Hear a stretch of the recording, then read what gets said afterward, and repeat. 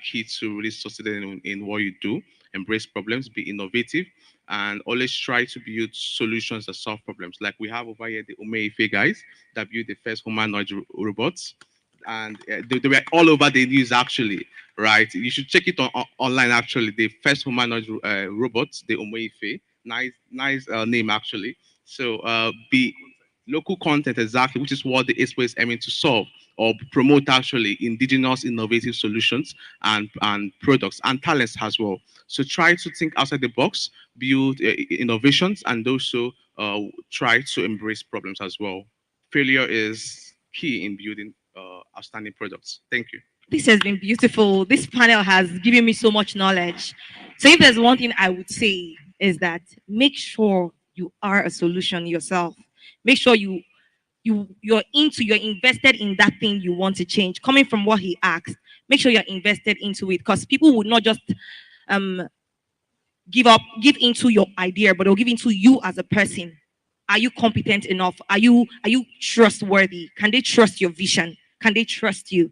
So those will be my own final words. I would like us to take a picture before we head down. Thank you so much, everyone. Please give us a round of applause.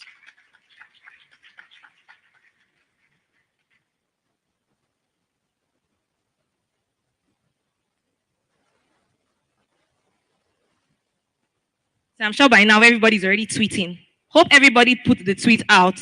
If you have not tweeted, let me see your hands. If you have not tweeted, let me see. See these people, you people are going to make Nigeria proud. Obviously, we have great minds in the house, and we're sure we'll make Nigeria proud. So yeah, let's do a quick one. Introduce yourself. If you're not sitting down with your friend, as if the person you're sitting down with is not someone you came with, just do a quick introduction. Get to know the person. Share one or two words together. We'll be asking now. You might win something from how much you know about your partner. Interact. You might win something from how much you know about your partner. Because if I ask your partner now and you don't know, the next person beside you might be the person you need to spark up your team. This is spark. So spark that connection now. And then you don't know, the next person beside you might be the one funding the next project. Spark it.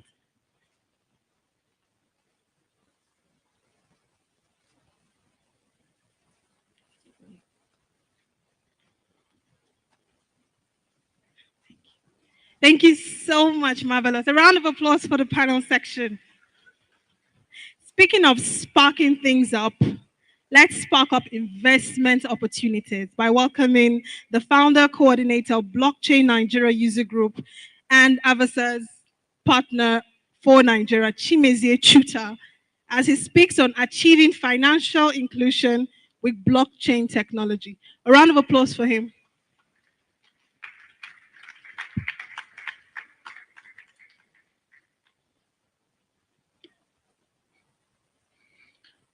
Hello, everyone. Good afternoon, everyone. Are you alive? Or is your trade going down or something? Yeah, so thanks for turning up for the event like this. And once again, I want to appreciate the organizers of today's event. It's not really an easy thing to organize an event like this and have people make out time to gather and be part of the event. So we put our hands together for the organizers once again? I know we've done it before, but it never gets too much to appreciate people who are bringing good things to us. Okay, so I have been told to talk to you guys about achieving financial inclusion and with blockchain technology. I have also tried to reframe it because sometimes the word financial inclusion becomes too ambiguous for us to really benefit from it. I see people from the traditional banking industry use that word a lot, financial inclusion, and meanwhile they are excluding everybody from their finance. Okay, it has become a commonplace thing for banking institutions in Nigeria to separate you from your money. all of a sudden, and you start seeing alerts on your phone, and you wonder where or who is initiating those transactions. So I've tried to reframe and share thoughts with you guys on how you can leverage blockchain technology even from this place this afternoon and start benefiting from it as individuals. Because as young people, you have to understand that even if no government planned for you, and your parents didn't even plan for you, or the society didn't plan for you, innovative technologies like blockchain technology can enable you to plan for yourself. Exactly why you are in a conference like this, because you want to leverage this technology and create a better future for yourself. And I think it will be much more beneficial for you, because innovation and technology is currently the most significant skill set that anyone can pick up, and he can guarantee himself a financial future that he will be proud of. For some of us who have been in the industry for a couple of years, I've been in tech for over 20 years, and in the blockchain space for about 6 years to 7 years now, and helping to lead discussions in the industry. I can tell you that it's a highly rewarding industry itself, and anybody can actually participate in it and have benefit from it, and even live the dream life that they have planned for. So let me just begin by picking a few points that I think will be useful to you guys. And these are basically the low-hanging fruits that the technology adoption of blockchain can bring for you. First of all, you have to understand that this technology can immediately give you access to decentralized financial services like loans. And also, if you have your own money, it can also give you access to investing using decentralized technologies. Because an average person like me cannot walk into the bank and take a loan from the bank. And I can't even walk into the bank and tell them, okay, I have some money. Can I invest it in your bank? The processes are not that straightforward. You know, of course, that even if you want to buy stock, you have to go through stock brokers to be able to assess the benefits that are available in the stock market. But the decentralized world where blockchain technology is powering the financial system, anybody can buy assets, you can invest, and you can completely bear your responsibility and your loss, and even the profit that comes out of it. So, first thing you can benefit is access to high yield investment opportunities. Then the second thing, which before now, most of us who started working online, we used to have problems with receiving payments from maybe foreign companies that we work for. And, you know, for years, PayPal has not allowed Nigerians to be able to receive money. And PayPal has been there for years. You know, long ago when I left school, PayPal has been there. And they never allow us in Nigeria to use PayPal to receive payments for our work. So if you were maybe working in platforms like Upwork in those days, and or maybe any other platform for freelancers, you find it difficult to receive payment for your work. Or even when you want to pay something for something, maybe you are even a stock photographer and you are trying to like sell your photography of African landscape, it's difficult for you to receive payments. But today, it's easy to receive payments using blockchain technology. And you can actually remote work with your skills for different kinds of companies, and none of them will be having issues with paying you. I've been working for blockchain-based companies since 2018, and receiving payment has never been easier because I'm paid with, you know, digital assets. I don't have to struggle with banking institutions to get paid. So you could pick up talents that have global appeal, and sought after, and you can easily get remittances for the money that you work for without wasting a lot of your time. The next thing that I think that anyone here can also take away and work with is opportunity for entrepreneurship. Never before has it been easy to spin up your ideas, because I mean, if you want to build, let's say, blockchain type of solutions, you can actually spin up your project just sitting in front of your computer. Whether it's a laptop, a desktop, wherever it is, you can spin your blockchain project from anywhere in the world. You can stay in Nigeria and register a company in Estonia and many other places and start your company. And never before has it been easy to access funding for your startups, even when your ideas are at the early stage. I work with a company called Adaverse as an investment partner for Nigeria. And in the last 1 year, we've received over 600 applications from blockchain projects that are based out in Nigeria here. People trying out, different kinds of ideas. And I can tell you that we've funded close to 23 of those companies, investing about $7 million in 2022 alone. So it's easy, super easy for blockchain projects and for entrepreneurs to easily access fundings for their blockchain projects.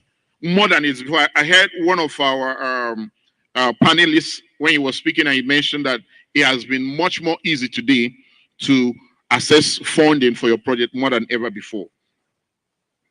The fourth thing I want to also talk about is that you can also speculate some of the assets that are being churned out by blockchain companies. The protocols that are being built today using blockchain technology have the capacity to transform the world and really become big. Let's take, for instance, a company known as Coinbase, that the stock value rose up to maybe around $760 per share 2 years ago. And probably you were able to buy in on that company when the shares was less than $1.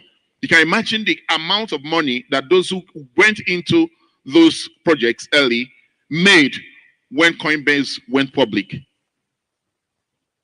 We have some of our friends here who are, we have Ernest and my dear friend Victor. Ernest is a founder of blockchain, Bantu Blockchain. And these are people who are creating a new type of protocols that will change the way we transact across Africa. Do you know what it will mean for you to probably invest in a Bantu token at an early stage like this? Do you know what will happen in the next 5 years and the next 10 years? There are early investments that people have done in probably assets like Bitcoin, assets like Ethereum, when it was next to nothing. Anyone can access these markets because the markets never sleep 24/7. And there's nothing stopping you from accessing them, especially if you have access to the internet. Okay, so you also have other opportunities like creating new products and services and running them under your entrepreneurship. What blockchain technology is trying to do is to give us another layer on the internet to bring in some of the missing components that will enable digital economy to flourish. Things like decentralization, things like ownership of intellectual property online. I mean, money that we have on our ledger, they are not designed for the internet. But when you have these kinds of digital assets that are native to the internet, then it enables us to build new types of products and services. For instance, you can build products that are targeting identification, decentralized IDs. You can build products that are targeting probably things like land registry. You can build certificate verification systems.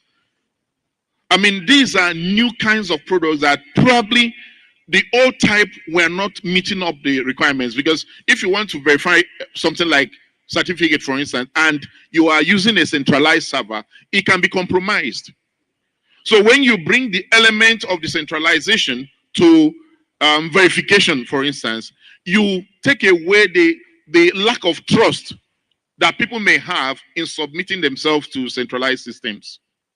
Okay, so we can go on and on and on and on, because you are living in the best time of your life right now. I hope you're hearing me. You are living in the best time of your life. This is the time to begin to find your place.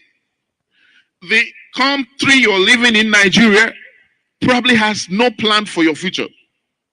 It didn't have any for me. It did not have any for me. I went to school, I came out, and rarely did anybody make any attempt to give me a job, even though I came out with, one of the best results in my department in my school.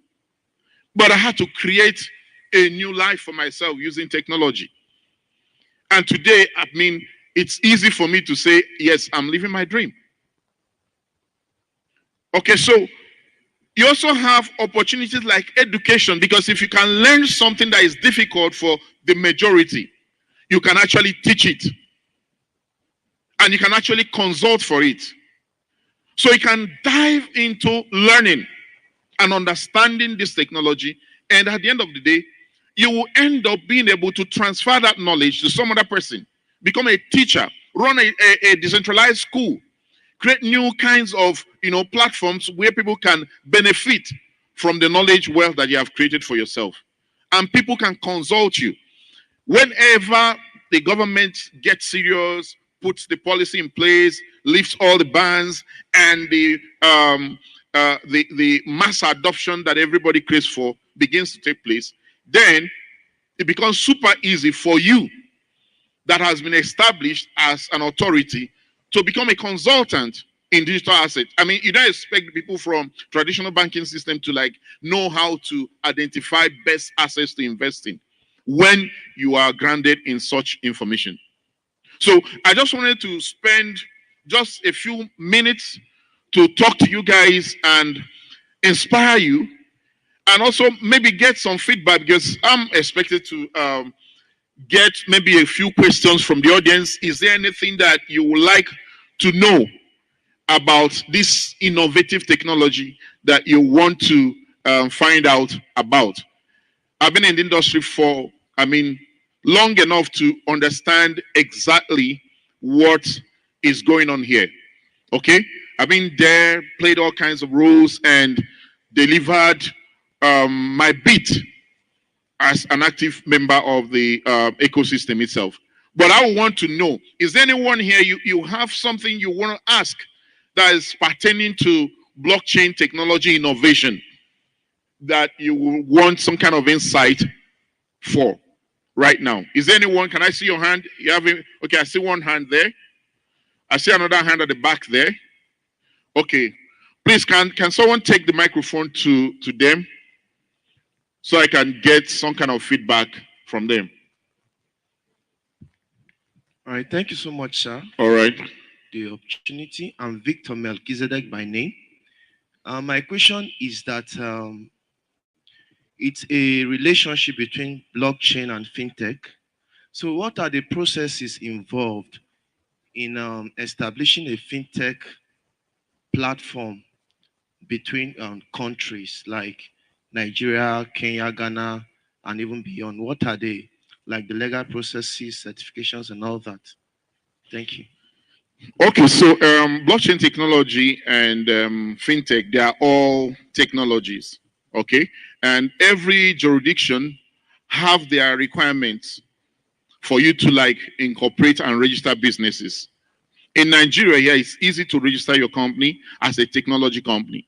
It's super easy, and Corporate Affairs Commission will see to it that if you follow the guidelines and you do a name search and they approve your name and give you the processes and you follow it through, your business will be centered. If you go to Kenya, for instance, or you go to Estonia, they also have their requirements that they expect you to follow through. you begin to have challenge in the registration when you encroach into the areas that are heavily regulated. For instance, if you want to register a crypto company and you call it maybe crypto bank, that word alone is a red flag for regulators and even the registration agencies. And I don't know, I can't speak for places I've never been to.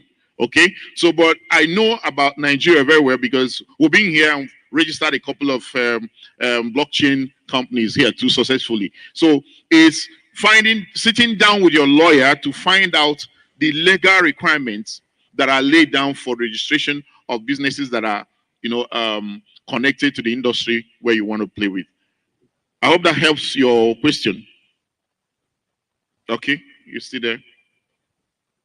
It helps, but the other aspect is in the processing of that is obtaining APIs from banks and industries that in order for the product to be able to access customers' accounts and all that. So you actually didn't touch that.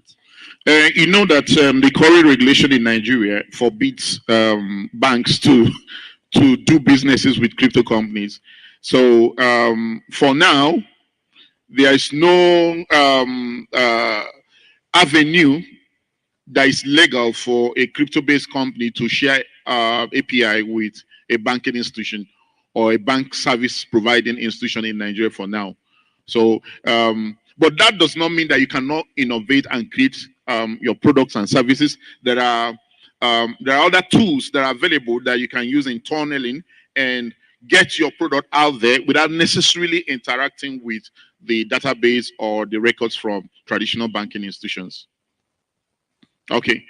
There's somebody's hand that was up there. I think the hand is still up. Okay. Please, can you get him the speak? Okay.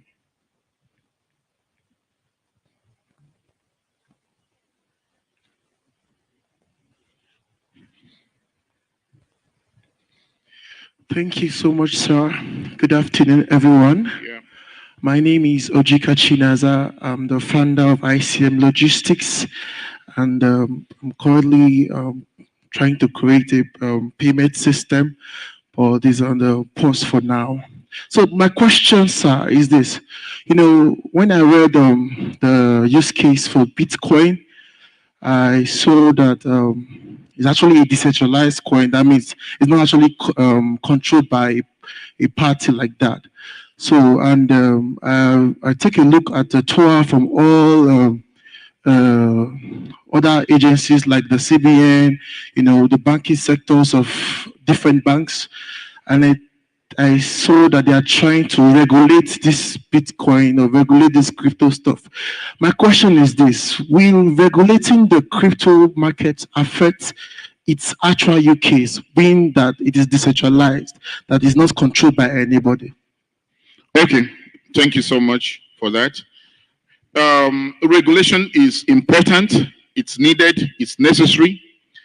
But what our regulators are interested in doing is not the regulation of the technology, rather the regulation of the activities of those who are issuing blockchain-based kinds of digital assets and the people who are playing in that environment. I'll give you an example. When you want to regulate electricity consumption in Nigeria, there's a regulatory body that oversees electricity consumption in Nigeria. You're not regulating how electricity is, generated. That's not your business. You're regulating how people who are setting up electricity distribution company or electricity generating company or electricity transmission company, how they are doing that, and you're regulating how the users are using electricity. You are telling them, please, we don't want you to carry line and cross over somebody's building. It has to follow this standard and all that. So that regulation is important for the crypto industry also, especially in a country like Nigeria and a continent like Africa. Most of the people who are anti-regulation come from developed countries, developed worlds, because in those places things work. I mean, majorly. The systems work. They have legal institutions that work. They have, structures that work. So if they are saying, oh, we don't want regulation, we want Bitcoin to continue to be free for everybody to use, I understand that. And their argument is okay. But what I don't understand is why someone in Africa will not want to have blockchain and crypto regulated when you don't have anything that works. Okay, so I'm pro regulation, like most people that are here, okay, because we want people to be who they say that they are. One, if you say that you are XYZ company, we want to be sure that yes, we know that you registered formally, you have an address, you have the name of whoever is a shareholder in that company, and we can hold you to account. And one thing that a lot of people don't understand about regulation is that when you are being regulated, it's a kind of seal of approval. It means that they know you, and if someone comes and say that you did something that they cannot find a way that you could have successfully done it with them, without them seeing you, you already have a partner on your side defending you. That's what regulators are. They can become your partners. So we need to see them in the right frame. They are not there to destroy the technology, because they cannot destroy the technology. But the technology may not be able to gain full adoption except regulation is done properly for it, especially in Africa. I hope that answers you. Okay, you want to have a follow-up? Okay. Thank you so much, sir. One last question. Okay. I've been in the crypto industry for a while, and I've seen some ups and downs. Just like one of the major dumps last year was the Luna crash. The Luna was a very solid project, and probably you might have even invested in Luna or something. Big firms, they vouched for Luna, and at the end of it, they later found out that it was a scam project by Asians. I don't know. Later, it was pulled, and this towards the end of last year, same thing happened to Sam, that's the founder of FTS. They told the biggest crypto exchange in the world. So they will put the project to, and a lot of users lose their funds. So my question is this: with all these ups and downs we've seen over the years, do you think a time will come whereby the crypto market will actually melt?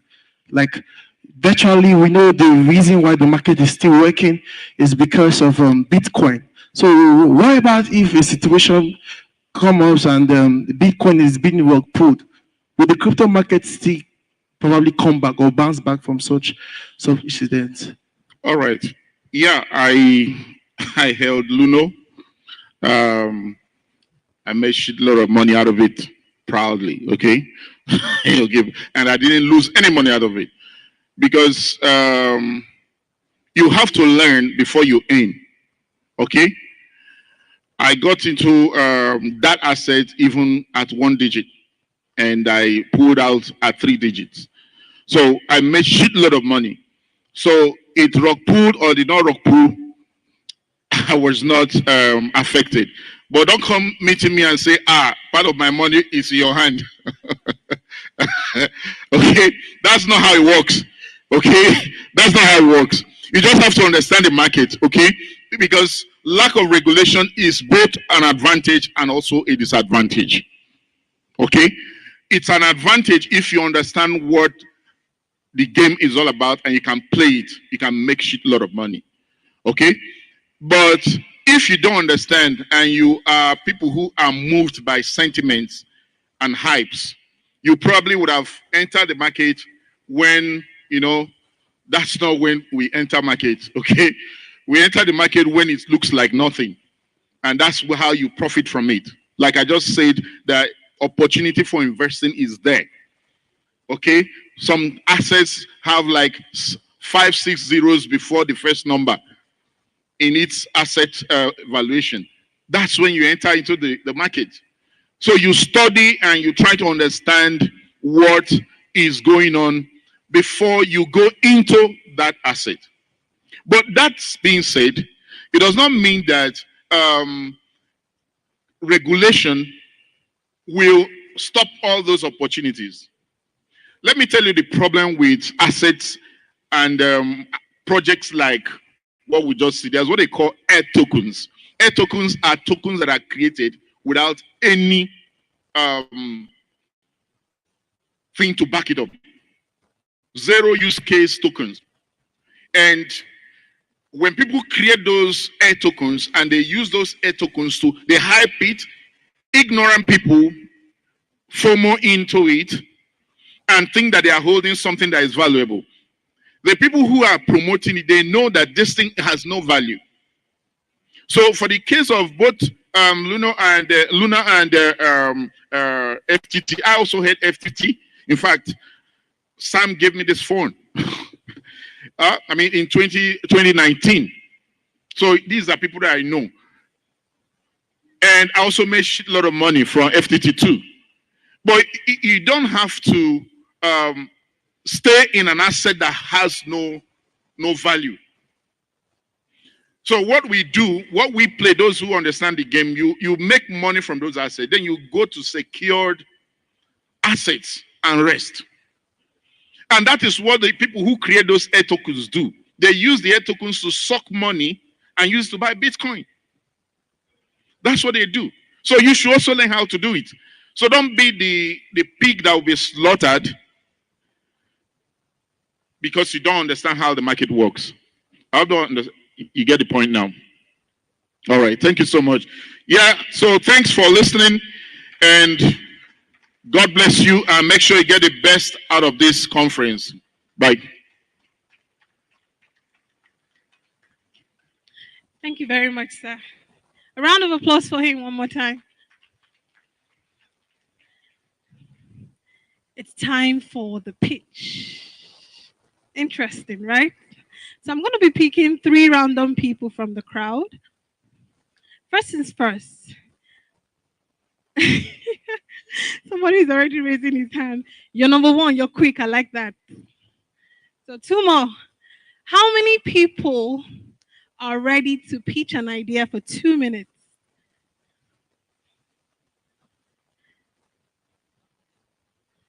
Any lady here?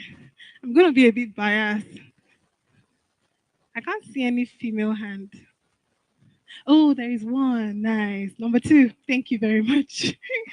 So one more. I might just pick another lady. Or we should equal it, right? What do you think? We should, right? I have 1. I have 2. I have 3. And I have 4. But before that will happen, I want to welcome Emeka to come tell us what investors look out for.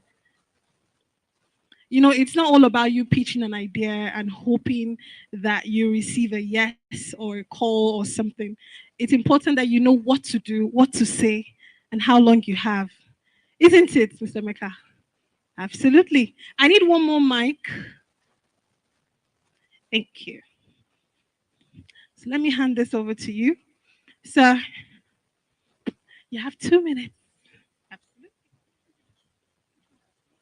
Okay, everyone, good afternoon. You've been here for hours now. Let's talk about, for those interested in receiving funds from investors like Chuta. So you guys are not smiling. You guys are discouraging me from speaking. Smile. Let's see some guys smile, like encourage me to speak about this. Why are you guys frowning? You're hungry? Okay, let's get into it. So when sending in your pitch to investors, ideas are very good to talk about. A lot of people, you can't hear me. Can you hear me now? Can you hear me now? Okay, great. So when talking to investors, ideas are really very good. In short, there's no bad idea, but what makes the investor interested in investing in your idea? Now, first thing, remember these guys are not your family members. They don't care about you. They are looking to make money. That's why they are investing. So the number 1 catalyst is, what market are you going for? Is it big enough? they have to be able to see that from your whatever idea you're selling. One, do you have a strong team? Because if you're building something that is like, let's say, open AI, and you have someone who is into selling granules, and you want to build open AI in your team, how do you sell to the investor that this individual farming granules can build this AI system? It might not give you this feedback, but it's looking at your team. A strong team appeals to, and that's why you find out that guys who come from Paystack, others, they easily raise fund because why? They feel they have that strong experience in building products. So consider your team when starting up a project or investing. Another thing they are looking at. Have you thought about your management system, that's the process governance? Like, people don't take this very important at the early stage. They just, I'm building a company, I have an idea. They don't have any process, they don't have any structure. You just go out there and start pitching idea. The investor wants to be sure that you have a process, because they believe that process could bring about success, that you're replicating systems that bring about success. So what we discover is that a lot of startup founders don't have that structure, that process. They are just anyhow. How do you spend your money? You just wake up, the investor, maybe the CEO just wake up and feel, I want to spend. You just spend. No process, no. So these are very important systems that should be in place before going to pitch to an investor. Like I said, these guys are capitalists. They're giving you money, they are taking risks, but they want to be sure they can actually make money from you, that you have the potential to become successful. And another stuff they're looking at is, how do these people make money? So no matter how beautiful your idea is, you're not telling them where the money is going to come from. Guy, you're just selling to yourself. You're a charity, you're an NGO, so you should go for UNICEF, you should go to UN, you should go to, go look for free funding from family, people who could, give you fund, who are not interested in you bringing back interest or profit. So investors are looking, how do you make money? How does this investment becomes 10x? I give you $100,000. In the next 3 years, I make 10x, 2x, 5x. That is why they are investing in you. I said they are capitalists. They want to put, they want to get. So finally, I will say it's always good to know that you've tested the waters. It's interesting investors to know that you've taken out time to prove the concept of what you're trying to sell to them, gaining some traction. No matter how little it is, they want to see that you have. I heard that the first time that Paystack went to Y Combinator, that they had less than $2,000 in transactional volume. But it was a proof that, oh, people actually use this. $2,000 far back then too. So it's a proof that, oh, so someone is interested in using this. So they want to be sure that you have that strong user feedback for the target market, and you have a roadmap or a path, a go-to-market path to get to those people. So with this viewpoint of mine, I hope I've been able to educate you on how to reach out to an investor. Thank you. You guys no go clap now. You will still pay for this thing one day.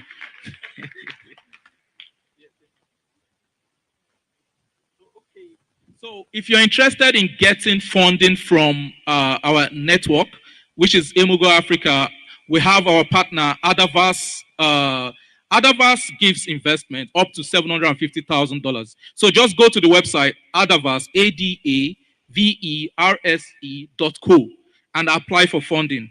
And trust me, you will get best type of advice from the team. We have one of our partners here, and trust me, they are well connected in the space. Thank you.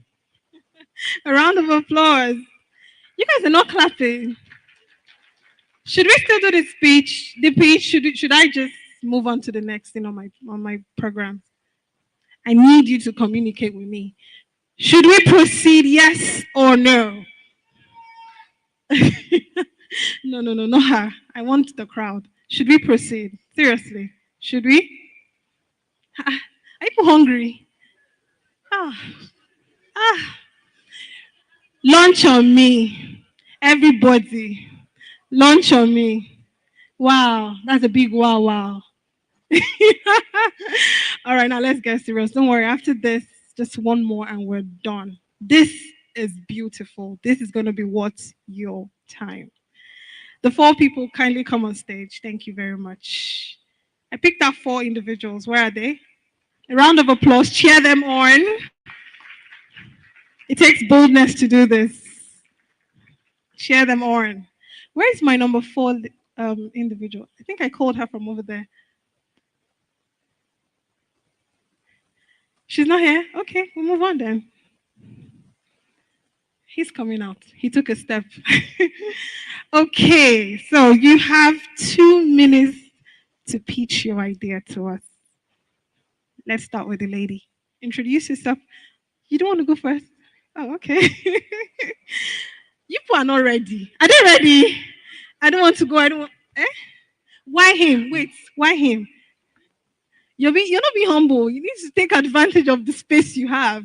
Anyway, go on. Introduce yourself and tell us about your Okay. idea. Good afternoon, everyone. My name is Ojika Chinaza.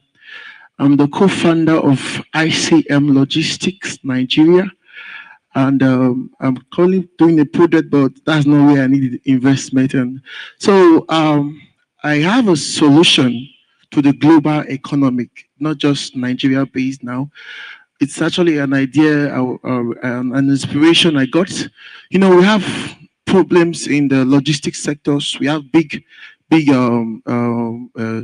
guys already, like the Jumia in Nigeria. We have the that are also into the e-commerce.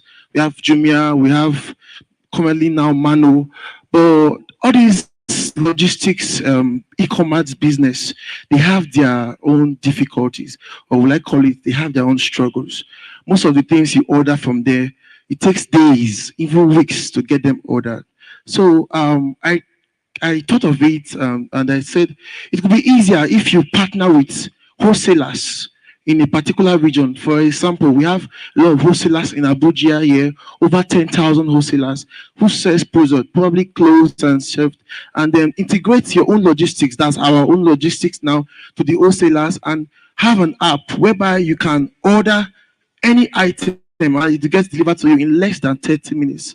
You can maybe on a Sunday morning, your jeans is bad, your shirt is bad. You can just order a shirt, any size of your shirt, you get it delivered. You are cooking something and you are lacking some ingredients, anything at all, it can be done.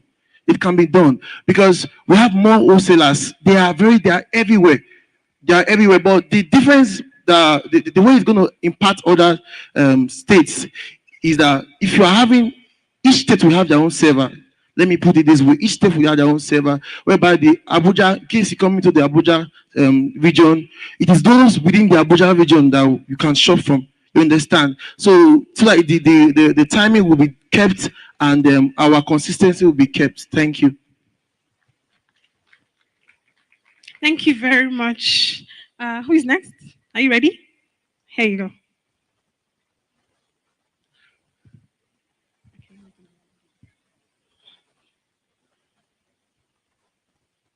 It's fine.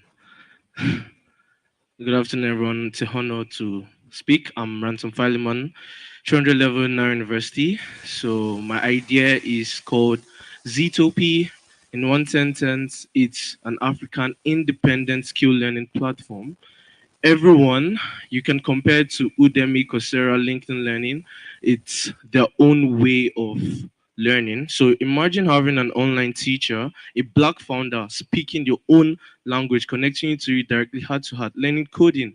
It's beautiful. Yeah. So the prototype, I haven't have it on my phone hosted. You could see the prototype is hosted on my phone. So it's the Africa's independent learning platform, and it's broad. So obviously it's 2 minutes. I'll tie it down.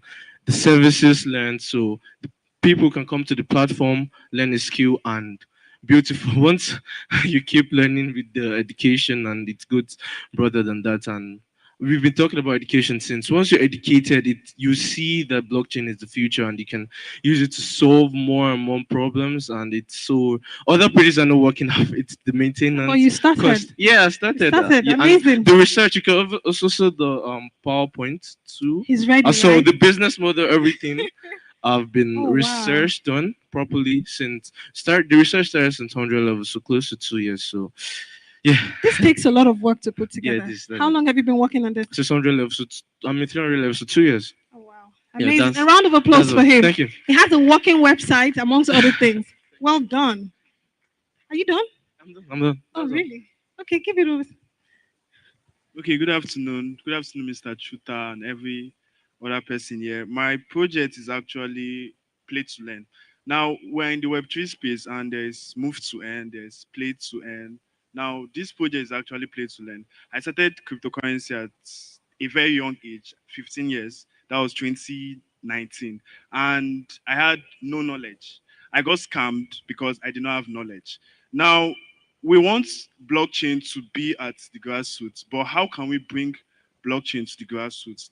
This is where play to learn comes. Now, play to learn is an innovation where we give the basic person, the normal farmer in your environment, if he can have access to the internet, a platform where he can play games and at the same time he can learn playing those games and at the same time he can also earn because we're actually disbursing tokens for every single person that plays our game. Now we have different types of game. Now you know in the Web3 space there are different spaces. There's the DeFi space, there's the technical analysis space, there's the NFC space. Now this play to learn has sectors where you can learn about Web3 generally. You can learn about technical analysis generally also. You can learn about NFTs also. And combining everything, you can earn also from that particular innovation. So we actually started this project last year, and so far we've reached out to a lot of communities. We've reached out to a lot of schools. We've reached out to primary schools where we give them card games, and those card games they get to shuffle.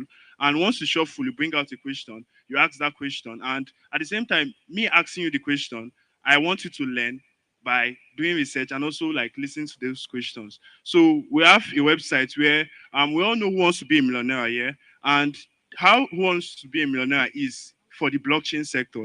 That is, you get asked blockchain related questions, Web3 related questions, and when you pass that stage, you earn from doing that. So this is my project. We have our white paper already. I'm actually a developer for the project. I built their site. The site is under maintenance though, but yeah, how the Who Wants to Be a Millionaire site looks like, that's how we have our site. Thank you very much. A round of applause. Hand it over to the lady. Thank you. Good afternoon, everyone. My name is Fatima Zara Yusuf. I'm a 400 level software engineering student from Nile University. So, I'm not sure if everyone knows about this, but there was an incident in Kogi and Pakistan last year, the flooding. This it's considered a natural disaster, but it's not just a natural disaster because the major contributor of this problem is climate change, which brings us to my solution. The name of my solution is ClimeRec, which is a climate recommendation system that allows its users to input data, and then based on the data imputed by the user, it will be able to generate recommendations that will help reduce the drastic effects of climate change. For this problem, I've done an extensive, in fact, I've been doing a research since 2021 regarding climate change, its effects, and how many, in fact, different ways we'll be able to help curb this problem. And I've been able to, sorry, Take your I've time. been, thank you, I've been able to come up with this web app, and subsequently we plan to make it a mobile application that is readily available to people within Nigeria first and then subsequently around the world, because climate change is one of the SDGs, and if nothing is done, the entire earth as we know it could cease to exist. So how does the web app work? So we basically have two packages, and then we have a free version for people who are beginners. The first part is that people are going to be able to put in their data, like I've said earlier on. And then the first package is going to enable people to be able to impute the problems in their society regarding climate change. And then people within that vicinity will be able to see the alert and then be able to come together as a community to help solve that problem. And then the last package is more like a social space for climate change activists and climate change enthusiasts. So for this, for the technologies we're going to be using front end technologies like React JS, HTML, CSS, and JavaScript, and then for the back end, XAMPP and data science. Thank you. I need you to applaud them properly. Thank you guys so much. Kindly go to your seat. I saw a lot of investors nodding their heads, so you might just get lucky. One more time, a round of applause for them. Thank you all so much for coming out to share your ideas with us. I wish you guys all the best. Don't forget to visit adaverse.co. Put your ideas there, and who knows what might happen next. Okay? Right now, we have one last panel section. One last panel section that will be moderated by Praise from Sense Pulse. Sense Plus. Correct. Kindly come on stage. A round of applause for him. Join me as I welcome Chris Annie, CEO Daba, NS Mbekum, founder and CEO, Bantu Blockchain Foundation and Interstellar, Suleiman Murunga, founder Muda, Victor Okoma Phillips, co-founder and COO, Bantu Blockchain and COO, Interstellar. Last but not the least, Tony Emeka, CEO, Crypto TV Plus. A round of applause. They will be discussing best practices imperative for building a successful blockchain business. Thank you.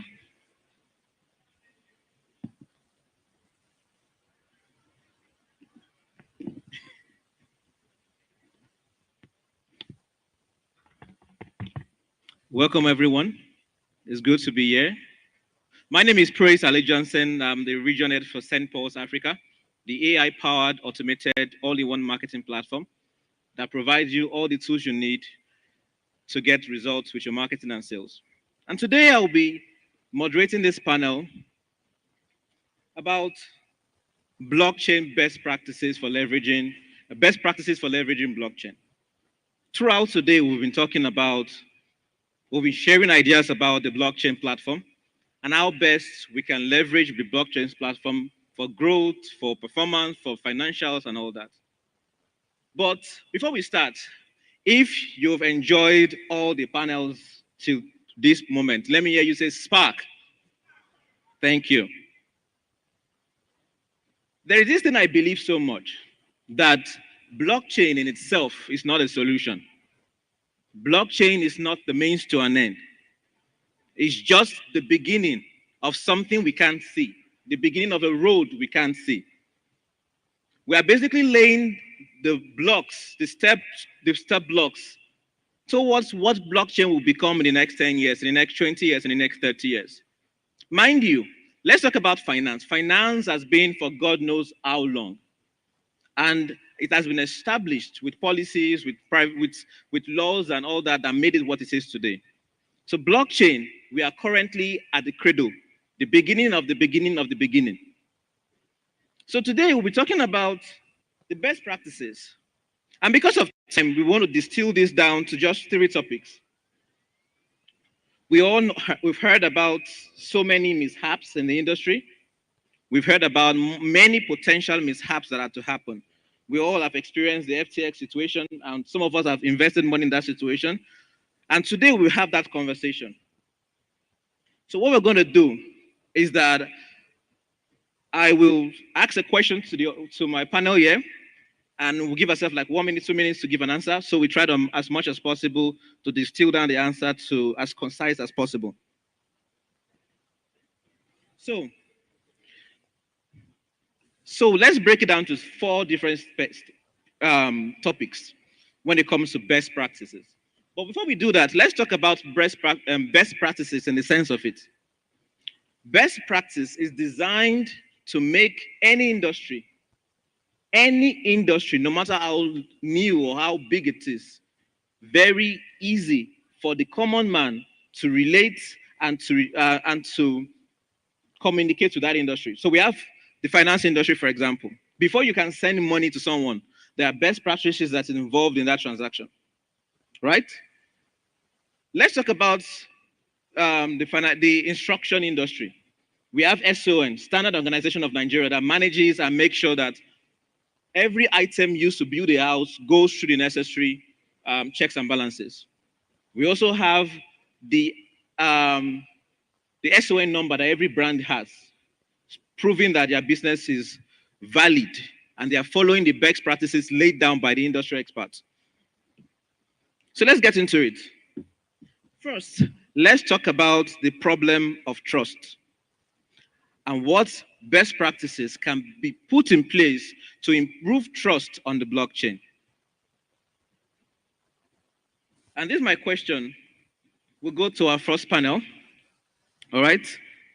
Mr. Chris Annie.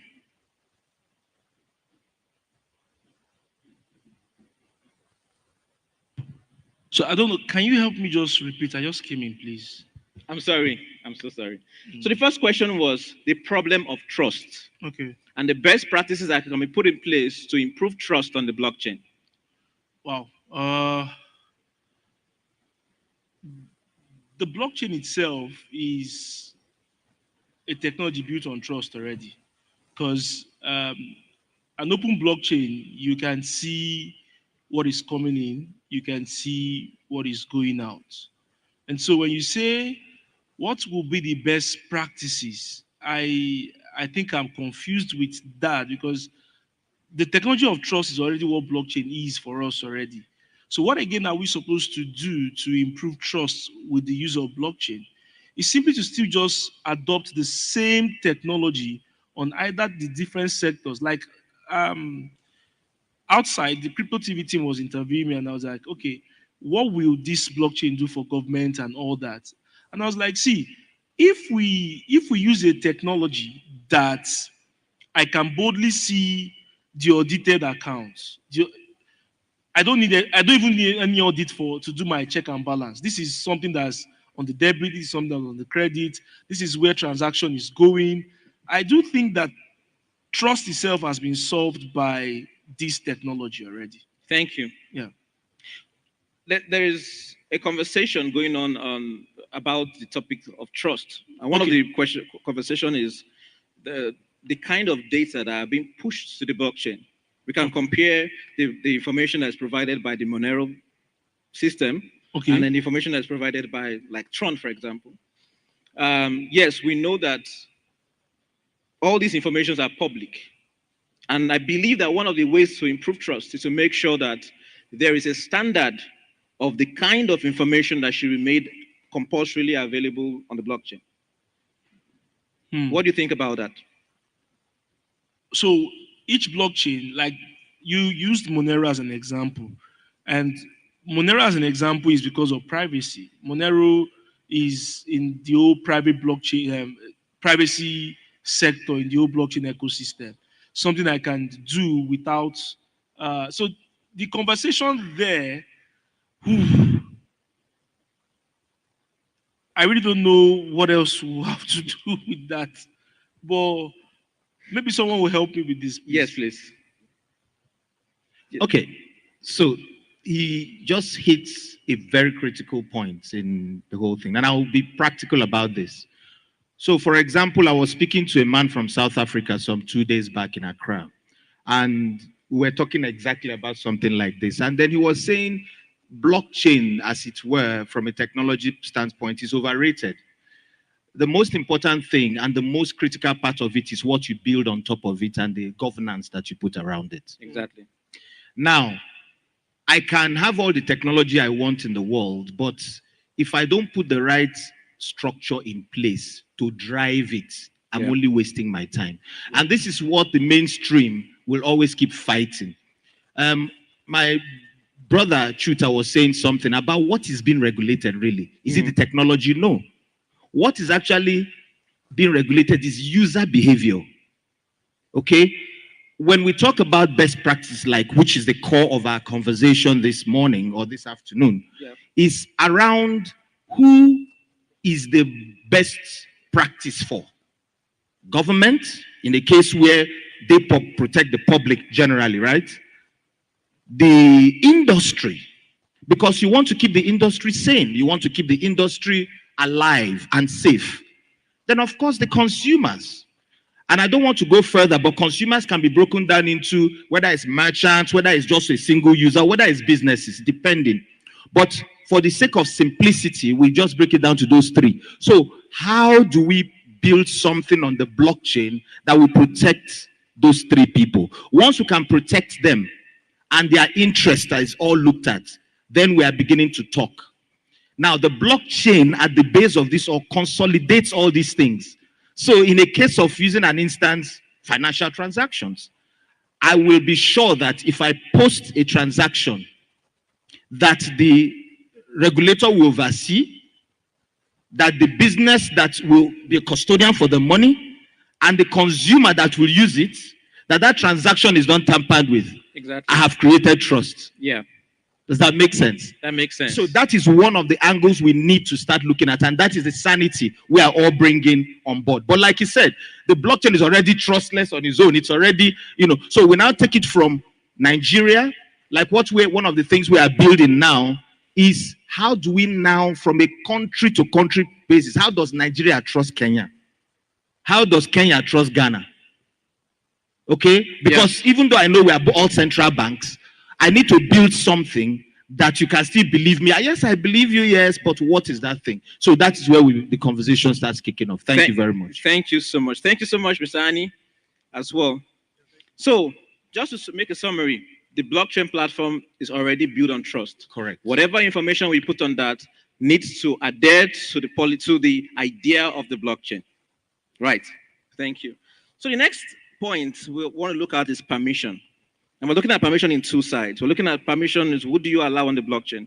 Do you think it's a good thing to regulate and to create a standard of who can access the blockchain? This is not just a user. This is basically someone that, for example, FTX, what kind of information or what kind of data, who can access, posting and requesting information from that blockchain? Do you think the blockchain should retain its privacy? And do you also think that permissions should be put in place to access the blockchain? Let me just read this out. So it said that the blockchain permissions networks are also ensured that only trusted entities can interact with the network, making it more secure and viable. And the idea around this conversation is, what are the best practices do you think can be put in place to ensure that there's right permissions or permissions are given to the right bodies on the blockchain? And I'll give this question to Mr. Victor Okoma. Okay. Even though I would have deferred to my guy who is more of the technical person. So with permission, we all know that you either have, today we have the public. Yeah. And we also have the private. Yeah. The question of who to give it to is still borders around governance. Yeah. Okay. Standard security measures have what we call roles and privileges. Yeah. It also applies as well to the blockchain. Okay. It all depends on your industry. It all depends on your business model. It all depends on your structure. For example, if I'm a central bank, for example, and again, permit me that I'll be making reference to some of these instances because blockchain has gone to a point where we are making it more real and more relevant, right? Yeah. The central bank regulates all the commercial banks. Now, because they regulate all the commercial banks, the commercial banks also have customers as well. Yeah. Which could be fintechs, which could be different that plugs into them. So you've created a layer. So if a central bank today is issuing an e-naira, being the asset issuers, how do they control that? What kind of blockchain should they have? Definitely, to start with, you want them to have a private permission blockchain because of sovereignty, because of the role they play. That will determine how. Because at the end of the day, it represents a one-for-one for the sovereign currency we have. Exactly. So sitting on the blockchain, like again, sorry if I keep going, we worked with the central bank to do the first stage of this thing for the e-naira. And while we're building it, these were all the kind of conversations when we're building that we take into consideration. Okay? And so the beauty about the blockchain, you have that opportunity for a public blockchain and a private blockchain and a private permission blockchain. The same thing goes for InterSwitch. That's, who is now a fintech. That's another layer, right? They don't issue assets, but they are a fintech, but they control certain services in the financial industry. Yeah. Their own thing is that they are collecting money from direct users. Okay, their own permission as well will be different. So I would say it all boils down to the governance structure, which can all be built in. But let's take note: the blockchain will do what the blockchain will do. Exactly. But what you put on top of it also plays a key role. So I'll just leave it at that and defer to my. Let's extend the question to Mr. Ernest for Bantu Blockchain Network. And the idea here is that if you want to start a loan platform, you need a lending license. I go on the internet and I see 1,000,001 crypto loans saying that they are giving you loans on the blockchain. What's suggested standards do you think can be leveraged, for example, for a loan, crypto loan on the blockchain? Thank you very much for your question. So Bantu blockchain is an infrastructure, and it's like a layer one. That is, it's a foundation on top of which other products and services can be built on top of. And being Africa focused initially and Africa led, some of the things you've talked about, the permissions and for loans and all of that, are services that can be deployed on top of this. So at Bantu, we looked at various protocols out there which came out before and saw how we could bring certain features that would essentially address the unique challenges that we have here in Africa, especially in sub-Saharan Africa. In your case, you're talking about the loans. That's just a use case. Yes. But what I would say is that in working with many ecosystem partners here in Nigeria and across Africa, we work very closely with the major banks. We work closely with InterSwitch. We've worked with the central bank, CBN, and we've learned to adapt. Some of the solutions we're working with Access Bank, for example, they allowed us to make core changes that are suited to the market. Exactly. Now, you can't go out to Ethereum or Tron and say, change this for me. They won't do that. So we've been learning, because in as much as you have technology, it only gets mass adoption when you get the leading institutions coming on board to support, because these are trusted and regulated institutions. So in the case of loans, for example, we look at what the frameworks are here in Nigeria and with our partners, and then we adapt, in certain cases, the protocol to suit those things. And on the issue of permission, which you talked about before, some of our use cases are permissioned. Some of them are private and permissioned, and the main protocol itself is open. So it goes per use case and per the regulatory landscape that we then adapt to this. And our team works closely with the regulators to ensure that what is being built has use cases or is useful for the mass market, not just for crypto trading, because the infrastructure itself isn't just from the crypto side for trading currencies, but leveraging it for things in distributing palliatives, fertilizers, education, academic certificates being put on the blockchain. So there's a much larger field and opportunity for using it. But back to my beginning, as I said, we are an infrastructure. And when we meet with our partners in the finance sector or in the agricultural sector, we adapt it. There's a project we are working with closely with Sterling Bank, which has to do with land tokenization. So it takes you many years, I think you call it here CFO, to get it. What we are hoping to achieve is that you could purchase land and within 10 minutes, you have your CFO. If you decide to sell it tomorrow or in the afternoon, there's enough liquidity to sell it. And then to get to the point where you can do even fractional ownership of land. We are getting to that stage. So these are things that we are very excited about launching this year with our partners. That's great news. So just in summary, please clap, that's great news. So just in summary, the blockchain network with his power, with all his power, can only survive in a very sustainable, trustworthy way if regulations and best practices are built on top of it. And then an ecosystem is built around that. Thank you.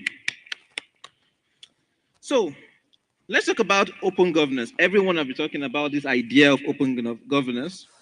And I think there was a day I was at the mall and I had a conversation with someone. What do you know about open governance? And this is what he said. Open governance is when you can control your president. You can tell Buhari what you want him to do. And if you can get enough votes, he can do it.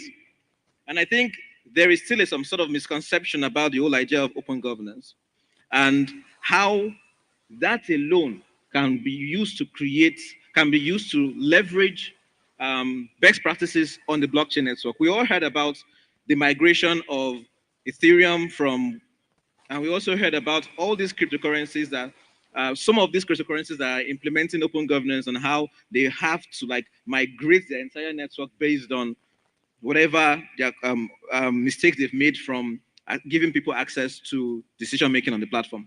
So let's talk about open governance. It's a very important topic, and it's a topic that a lot of people do not understand. So first, let's talk about what open governance is, and I will give that question to Mr. Tony.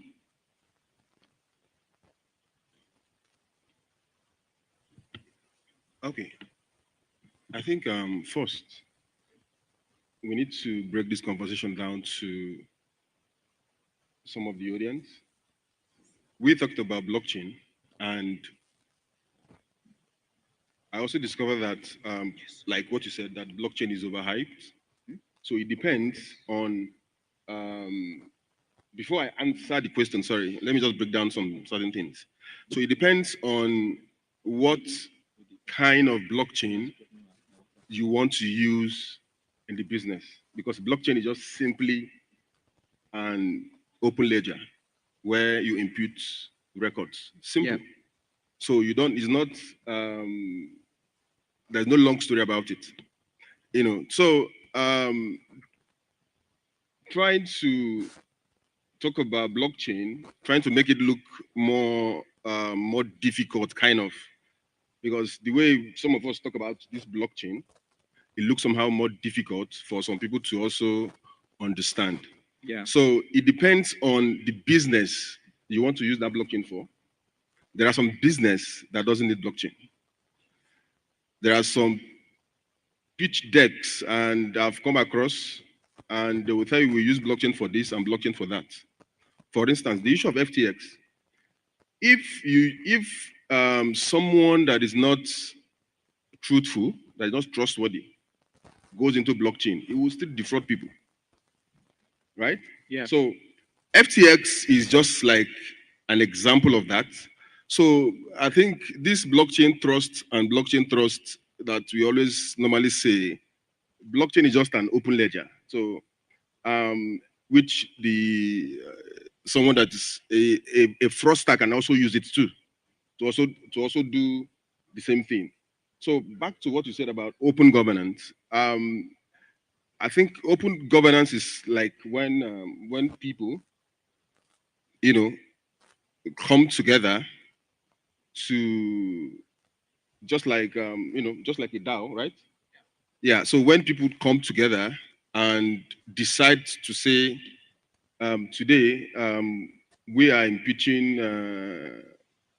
Chuta, you know, for instance, and everybody has their own voting power, their own voting right to say we are impeaching him, you know. So everybody votes openly, and you are seeing that Mr. XYZ voted for this person, you know, which maybe at the end of the day,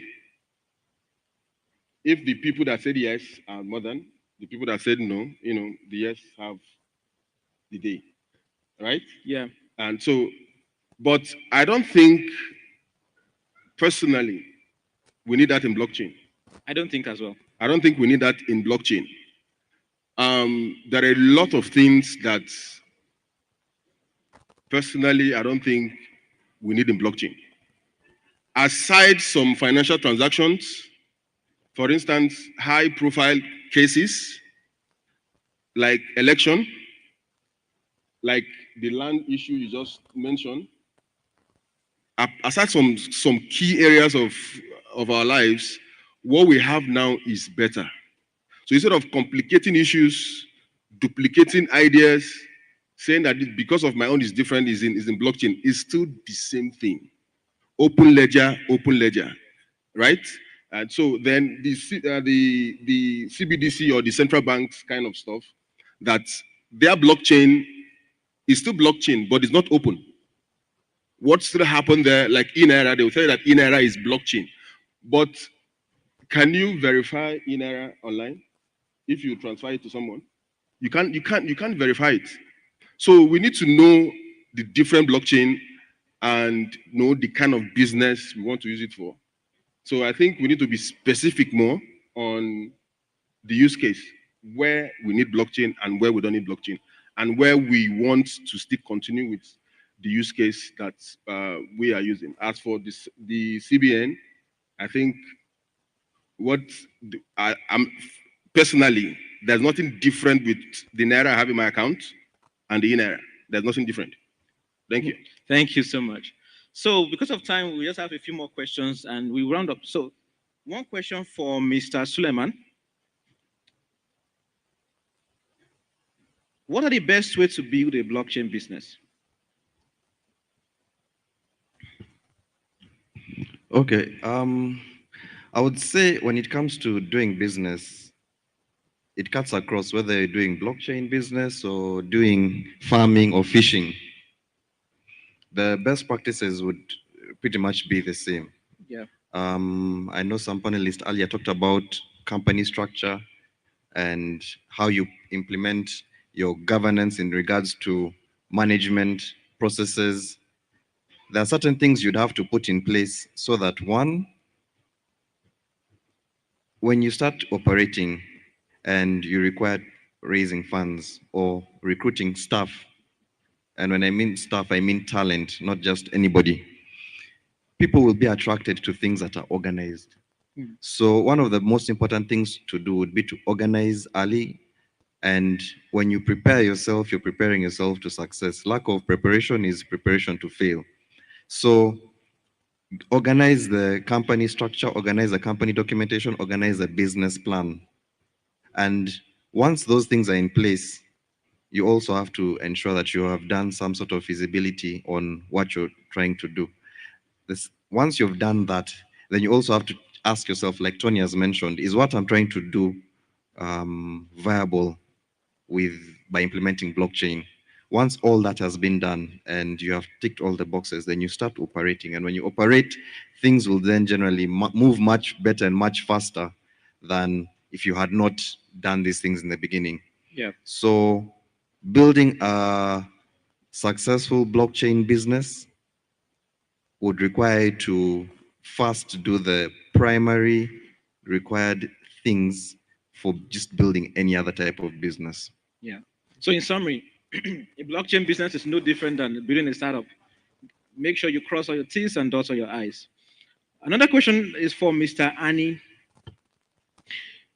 Founders that start any business, we've seen that founders that go into the fintech space, sorry, always face a problem. 2021, 2020, 2021 was a big time, a heartache for founders when CBN was just going through a massive ban throughout the year.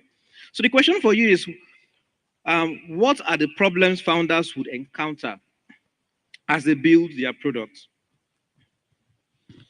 Well, solid question. One of the problems I think founders will encounter when building, let me start with human resource. So we've seen what is going on in Nigeria. Yeah. In short, I think the only bank that has its app updated, if you go to Zenith Bank, Access Bank, go and check their bank apps. Some of them last updated 2018, some 2019, some 2020. The one that is most updated is SMB. Others, why? Probably because maybe they are devs and all that. They've been going to UK. I'm sure that you just wake up one morning and your bank officer, one lady was narrating now on Twitter She was trying to tell her bank, Bola, Alpha, help me do this thing for my account now. And the lady just said, which one be good money? I did Canada. I just won't finish. I won't finish my program. I go submit to my lecturer. When did you leave? You were in GT the other days. I left. So there's human resource because we're going to be competing with I've had it even in my company. Let me use a personal experience. Last year, two of my devs that left my company left because one UK company raised money and they've raised everything that can buy my company. So they collected my dev, and when the guy was saying we should increase the salary, I said, even me, the CEO, I've not collected this salary before. So the only thing we can do is to let you go instead of you trying to combine the work. So human resource is one thing. Number two, you face sharks in the market. You face shark. Imagine you're trying to launch an exchange that wants to do what Binance is doing. Binance is a shark already in the game. So you will face that. You also face issue of capital. I've been in the market for how many months now trying to raise. It is the year I want to raise. They started telling me that the economy is down, recession is coming, and look how Gachuta is here. He has refused to give me money from their company. I'm saying it publicly now. You should come and help my life. You know, as somebody who has bootstrapping since 2017, I can tell you, fundraising it was easy in 2021 bull market because man, you just create one pitch deck, tell them you can build what will go to heaven through the sea and through the land, and the next you just see VC give you $2 million. But now you can't try it, man. If you try it, they will even when they don't have money, they'll still be telling you change this one. I've changed my pitch deck like 3-4 times. I'm tired. I don't, if they tell me to go and change my pitch deck, how much do you want to give me first? Let me know if it is worth it. So there's the issue of capital there, okay? Accessibility to credit. For instance, now you see people abroad, they like my friend Munachi used to say, you see them say, okay, I can access because I have XYZ company, I can go and access a credit that does not require shares, equity. Okay, good, thank you for that word, equity. So I could just do one debt finance, and the next thing I can run my project and all that. They will have issues like that in that part of the fundraising. Then another one that is very, very, very, very crucial and it can change every game is government themselves, government policy. Government themselves, they are the God and they are the devil combined in any country. Okay, they can make or just like you explained. There were crypto businesses that had to go out of business because of one CBN policy, and that's why it's important that at the end of the day, as founders, as business people, we must be intentional about the next kind of government we're going to support that will help drive innovation. Because see, I don't care what you want to build. I don't care if it is God that told you to build what will save Africa. I don't care if the blockchain you're going to build will be faster than what Satoshi or CZ has ever done. I don't care if you're going to build a fintech app that will liberate all the villagers in my community out of poverty. One government policy can send that thing to the grave. One government policy can spoil everything you're doing. You can see the kind of headache we're having. Some of us as founders, for instance, in my company, okay, there was a time when I run a full studio too in Lekki Phase 1. My company headquarters is in Phase 1. There was a time when 1 month we could use diesel. And Tony understands this thing because he runs a constant studio. There was a time when we could use diesel. We pay like 300,000 naira for diesel. Okay, for 1 month, and we'll be good. Since this fuel issue, we're spending nothing less than 1.2 million naira on diesel alone, just to run a studio, the company, your dev, everything like that. This is apart from NEPA, the prepaid meter you still have to pay. Okay, so these are issues founders are facing. And see, it's a big headache. There are founders now who they don't have life normally. The entire joy and happiness and sadness they have is not coming from their fiancé or their wife or family. It's coming from the company. Because by the end of the 30 days, if you don't generate revenue and there's a bad economy, it will translate into every Nigerian company will say it. I don't care how you say you want to do. This last 1 year, if your sales did not drop or you did not feel the effect of money not coming to your company, businesses like that, maybe you're doing something else. Maybe it's only politicians that are patronizing you. Because in the real sense of it, the moment one Nigerian has to queue inside filling station for 8 hours, where will he get money to patronize your fintech app? Where will they get money to now patronize the thing you're doing? Just like people are saying now with ChatBDT. See, I know ChatBDT has gone monetized. Nigerians who use it like that, they'll be just few, because before I pay my $42, how many Nigerians have paid $8 for Twitter Blue? Because what you are going to spend money on, food is competing with it. Shawolu tax in Lagos is competing with it. The whole taxation, the whole whatever issue, everything, consumption is dealing with it. How much left do you want to have to now put into a founder's business that you are expecting that person will go and give investors report in the next 5 years? So this, if you want to mention all the challenges, this panel session will not end. Thank you. Thank you so much. In summary, don't start a startup. Don't be a founder. No, you can still try it. You can still try it. At the end of the day, when you for those who survive it, it's a glorious adventure. Exactly. Because you're trying to change something. You're trying to change the world. You're trying to add. Sometimes one of the things that keeps me going is the fact that when I look at the fact that I have 50 employees and every month, the thing keeps me on my toes that, oh, I must do this thing. I must keep this thing going. Okay. And the fact that the solution you provide adds value to someone's life is also one of the things. But see, next time if I'm to come to this world again, I want to be the son of Odetola. I don't want to work. Just let me inherit father's money and go and enjoy my life. Okay, please. I want to say something very important from an angle of solution. Yeah. Chris nailed it. However, I want to borrow something from 20th anniversary for InterSwitch we attended. I think that was last week. And Michel Elegbe, the group managing director of InterSwitch, said something. Exactly most of the things that my brother here said. They experienced massive attrition rates. Massive. To the extent that their own solution was to now go and meet those devs that left the country to Japa. They went to meet them there. That, okay, we'll create a branch for you, still be working there, be paying. We have a lot of the people that were in InterSwitch that actually, they've left the company, but we are still working with them, even while they're in the UK, while they're in Canada, while they're in the US.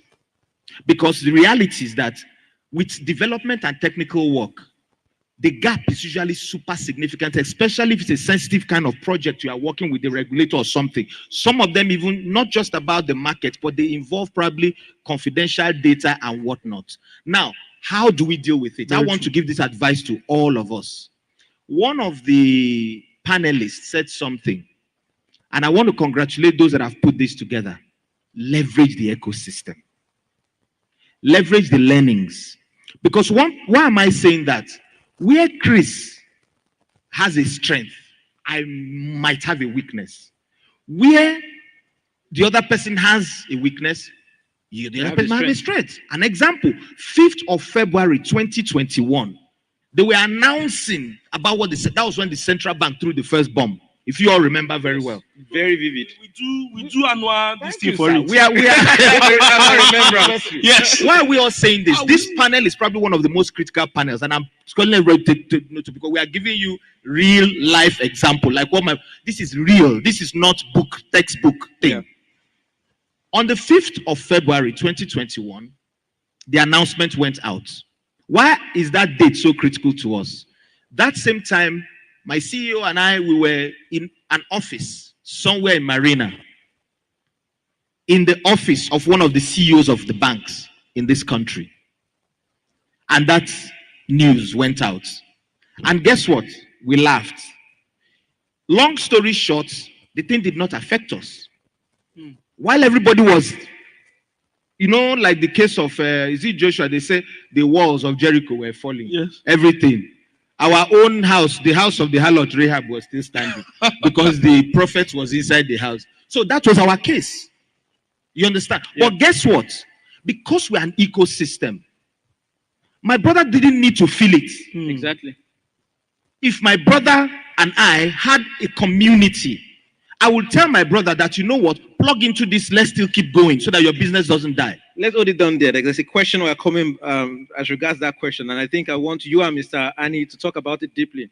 But before we go there, the second summary is if you want to go into startup, make sure you have a very thick skin. So let's go into this last question, which is, you already get into it, but I want us to get into it real. So, what role does community play in creating a dynamic crypto business? And we already got into the conversation about the community, about making sure that there's interconnection around everyone involved in the industry in order to provide support for each other. Please, you can go ahead and Yes, elaborate thank you on very that. much. Let us, the first thing, tell yourself the truth. A Chris Annie, a Shooter, a Tony have gone through and paid their prices. Let me say to those that are upcoming, you cannot be like them in one day. Let's start from that. All of you have watched Merlin the series, and I give this as an example myself and my CEO. Merlin knew his role as the person protecting King Arthur. Yeah. He would never try to be King Arthur. Did you all notice that there were times when Merlin was pushed to the wall to reveal the fact that he was the actual power and behind what was making King Arthur king? But Merlin would never give it up. Even when there was a time they put him to the market square, they were throwing debts at him. But Merlin stood his ground and will still serve and he will still come back again. And then guess where it got so interesting? The public will disgrace him. When he goes back to the palace, the person is protected, which was King Arthur, to protect him, will still tell him, you stupid boy, you this, and also insult him. But Merlin stood his ground. Why am I trying to say this? Within the ecosystem of this blockchain, there's some people that are more experienced than others. Fact. 1. 2, there are those that have gone through the journey. A person that has 50 resources working for him, and you are just, there's somebody that was pitching or saying something, and you are just starting and you want bank API. How would they give you bank API of users now? How? You understand what I'm trying to say? They can't give it to you. But guess what? It might shock you that I can get the bank API because I've worked with Dell for years. I've worked with Apple. I've worked with MTN for 8 years. So, and I've built 80% of data center of the banks in Nigeria. If I go there, they will trust me because I've done probably projects worth $5 million and above. But guess what? I'm inside this ecosystem. Thank you. So these are some of the things. Let's understand the layers of experience. But you can only get that when we gather as a community like this in the right place. And I'm so grateful for where we are now today in this industry. We are having super experienced people. Most people in the mainstream are coming in here. The mainstream people are now opening up the doors. People like my brothers, all of us are coming and having this kind of thing. When my brother told me, we came in from, I was in Canada today, he told me that this was going to happen. I said, fantastic. He said there's going to be the blockchain component. We are getting real here. I said, no problem. We'll fly. It was so difficult for us to leave Accra to come in here. Why? Because it's just the question you asked, my dear brother. Community. Because we feel these are the only kind of platform that we can talk.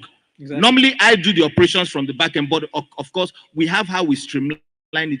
But we give this real thing. Whether it's with Bantu, whether it's with trust me, you guys probably don't hear too much about us because we are like a main road. Bring your cars, come and ride on our road. That's all we're trying to build. We're not building the cars. We want more cars to come because our road will be useless and grass will start growing on it if cars don't come. We're just building infrastructure. That's our own. So we need to understand our role like Merlin didn't understand his role. You might be Merlin, you might be Arthur here, you might be even the witch Morgana, it doesn't matter. But you are still in the kingdom of Camelot. Yeah. Okay, so understand your role and let's build together. Thank you very much. Thank you so much.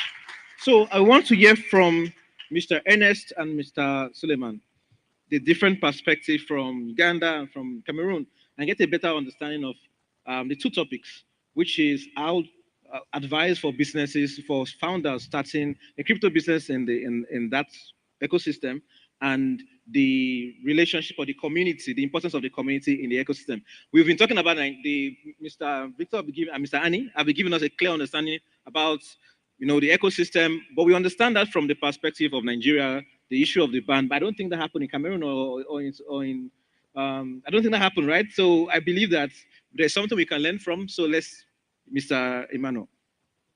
Sorry, Mr. Emmanuel. Please go ahead first. So, one very important thing about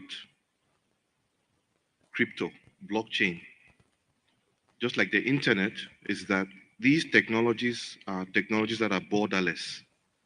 Okay, so I identify as an African, not Cameroonian, not Nigerian, not whatever, more as an African because it is time for us to write our own history.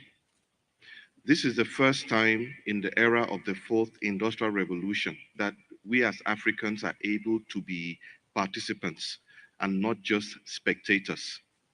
So the real limit is really us and our imagination. We've seen what's happening with the Afro beats, with Nollywood, and I keep saying that what will elevate Africa is technology and innovation, not politics, not economic policies. It is these innovations that will allow anyone to participate. So for you to get into this space, it depends on how open you are to change. You see, growing up, we are given this pathway, go to school, get a degree, get married, get a secure job, and live happily ever after. Well, if you believe in fairy tales, follow that path. The reality now is that the only constant is change. The world is adapting. I heard Chat GPT mentioned here a few times. That thing is still a baby.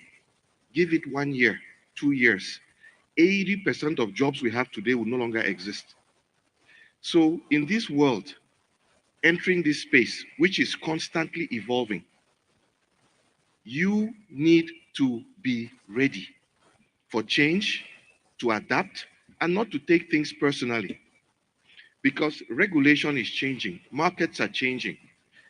Bantu that we have today was born during the worst period of COVID, when we pulled together teams of Africans to come and work together. And there were three conditions for joining: no salary, you couldn't complain, and you had to work 24 hours a day. Ooh. That was the bar we set. Obviously, most people refused to come and join because that's what we had to put as our filter.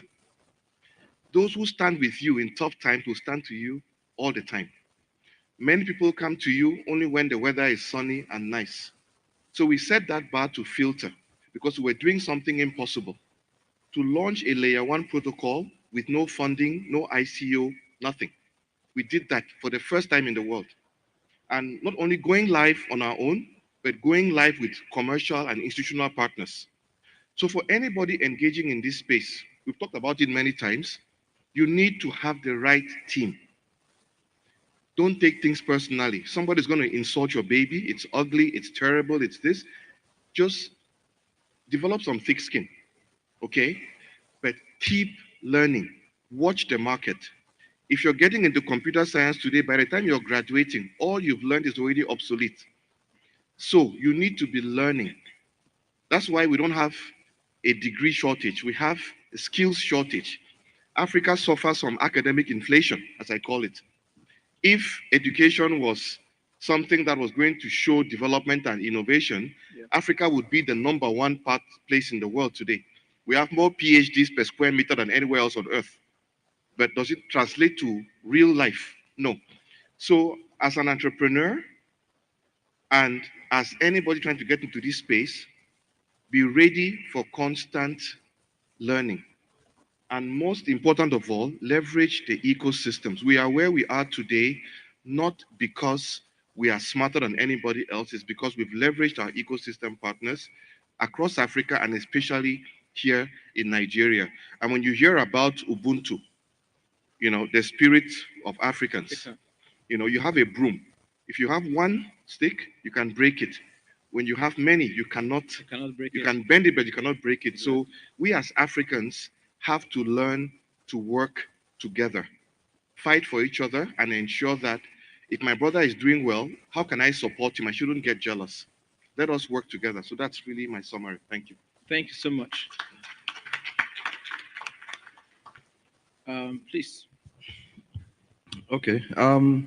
So from the Ugandan perspective, one thing I can say is that crypto has enabled and blockchain has enabled, and someone else mentioned it, is the fact that it is opening up opportunities like never before.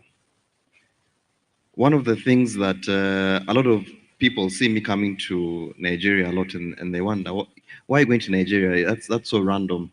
And I tell them, I started my company in Uganda, targeting Ugandans. But when we launched our product, before I knew it, my biggest market became Nigeria. And the first time we transacted more than $10 million was because of the Nigerian market. And we have constantly continually grown ever since then. And one of the things that it opened my eyes was the fact that the blockchain allows you to tap into economies that you previously couldn't because of the real-time settlement, right? And when you combine that with the increased internet penetration, then new types of opportunities open up. We are mainly a crypto exchange and an OTC desk, which means we deal a lot with P2P traders.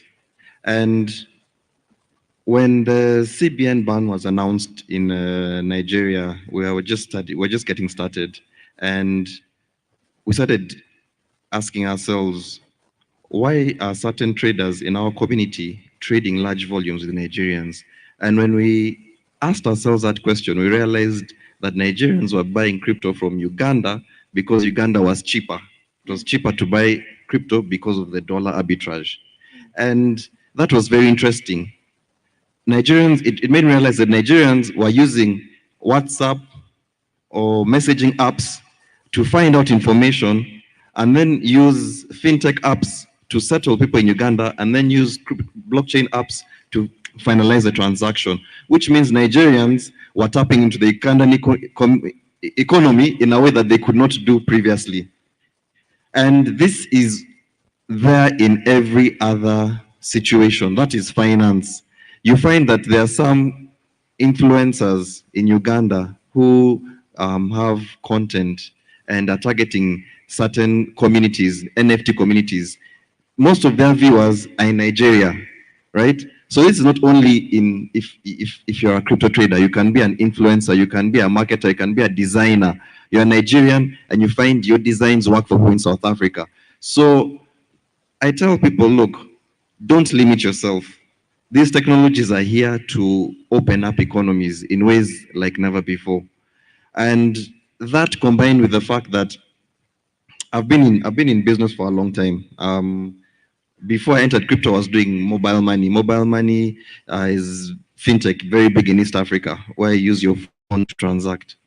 And the reason why it was big in East Africa is because of the local conditions.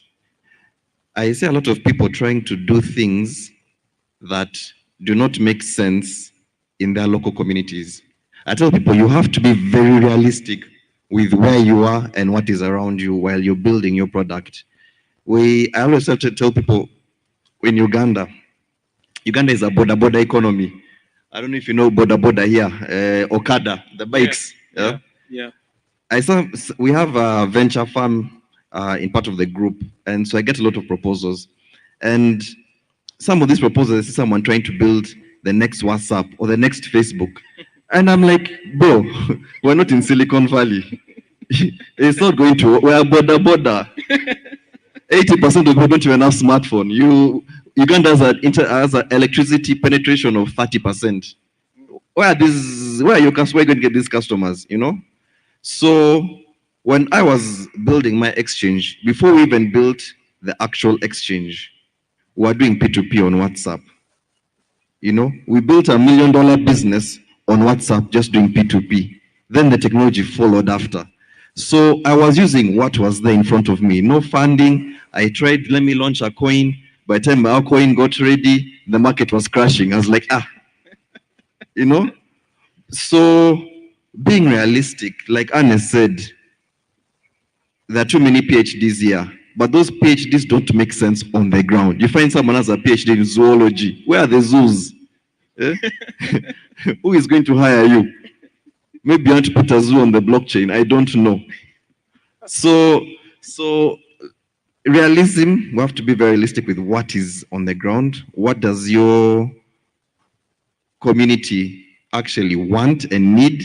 And when you make that connection, that's when you actually start building communities. So you find that people who actually have things, like for example, Tony's business, Crypto Plus TV, people want to find out what is crypto about, what is blockchain about. When you go to conferences, you find the panel section, if it's just a general fintech conference, the panel section of crypto is always full because people are wondering, what is this thing?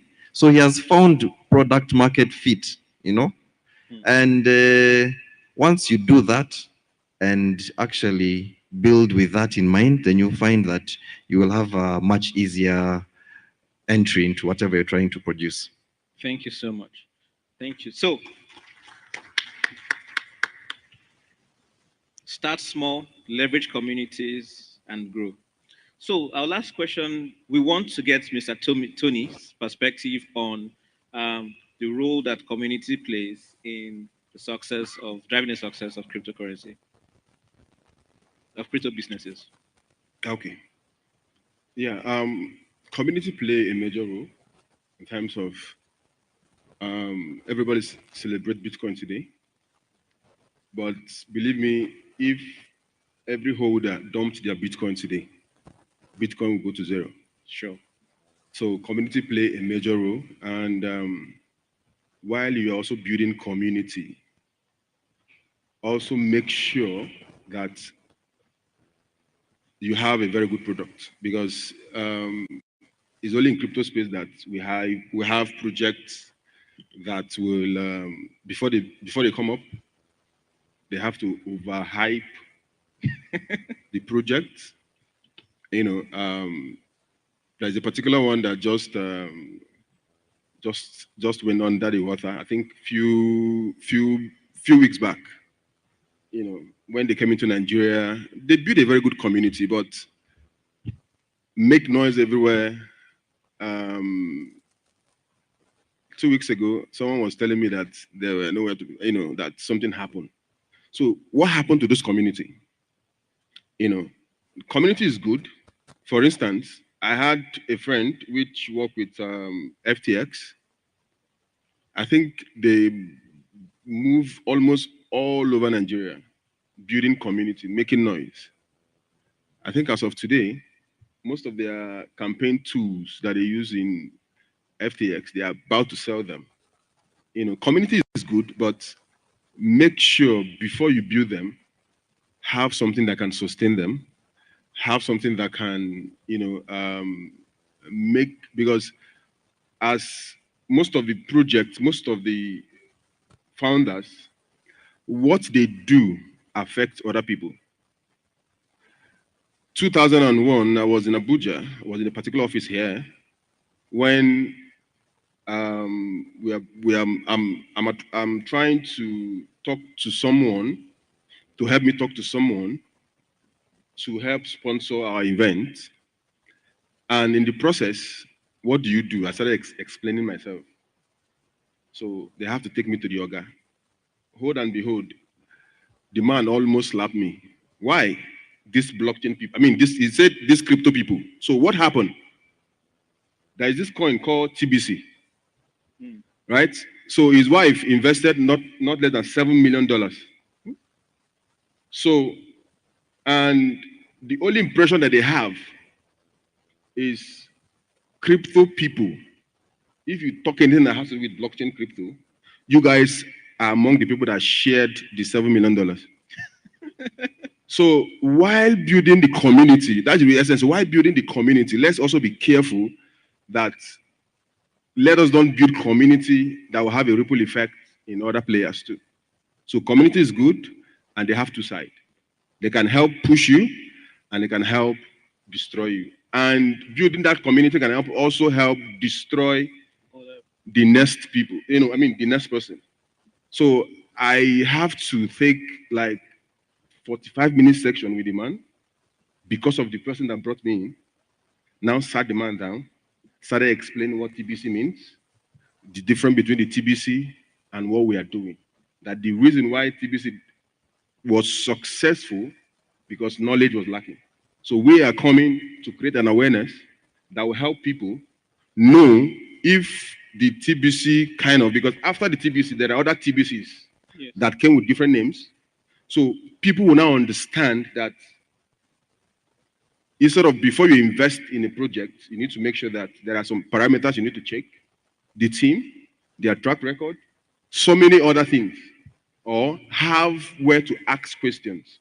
And that was what inspired us to start Crypto TV Plus, because 2016 to 2017, I was among a project. I'm just like someone that they asked to do a media, just to do a community moderator. So there are so many things I saw. I said, no, this space will be big in the future. So what will happen to the startup coming up? What will happen to the community that will come up later? So why don't we build a local information, where we can dish out. So that's the reason why Crypto TV Plus started.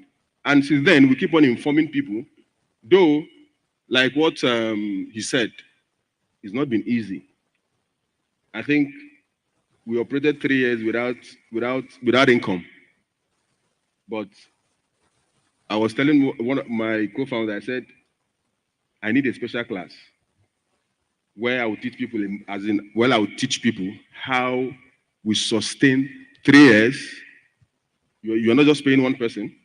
Our office is where that in the morning is situated in a place whereby government visit almost that area almost every day.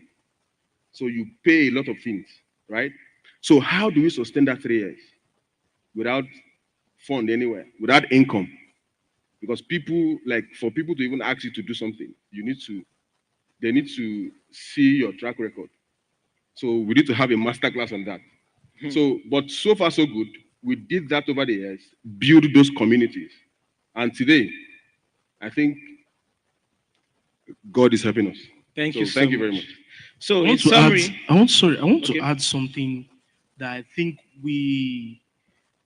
this panel is crucial, and I do think that there are players here, and there's something I saw happen in places like Switzerland, America. Now, I'm not saying Nigeria is the same, but in the African cryptocurrency ecosystem, it still yearns in my heart that this part is still missing. And what's that part? And so I know we've seen people who are founders of different cryptocurrency organizations, people who made money from this whole crypto thing over the years. There's this part of community that has not been formed amongst founders who have built great stuffs in the ecosystem. It is lacking. I'll say this. There was a time when those year 2013, year 2012, year 2014, men like Barry Silbert, the Winklevoss twins, I call them the Rojava, they used to go in group to even US courts. There was a time they needed to fight a case for the New York Exchange and Bitcoin, whatever. You will see them. If you go and watch a documentary on banking on Bitcoin, the rise and rise of Bitcoin, you will see history of what these guys laid down for the success of their industry. Even till now, they are still having that battle for the success of this crypto industry. And these things look at people like the founder of Kraken. He's a respected OG in the industry. Recent thing that even happened last year after the FTX existed, we saw the likes of CZ and this guy that was contested for Senate in America, the Bruce Fenton. You saw how some of them even went to Dubai. The old guys, this Gasky guy that did the Segway 2X stuff, they came together as founders, as people in that ecosystem that have seen different seasons. Okay, and there was this FTX issue, and there was this thing now coming for Binance. It took community effort to fight to wager that thing, because the next thing the US guys were coming for was to pull down Binance. But you could see people who were the old Bitcoin frontiers. You could see Bruce Fenton, who contested for Senate in US, came to Dubai. They even had to now host Satoshi Roundtable now in Dubai. I'm saying this now. There is need for us to pilot a roadmap for the crypto ecosystem in Africa.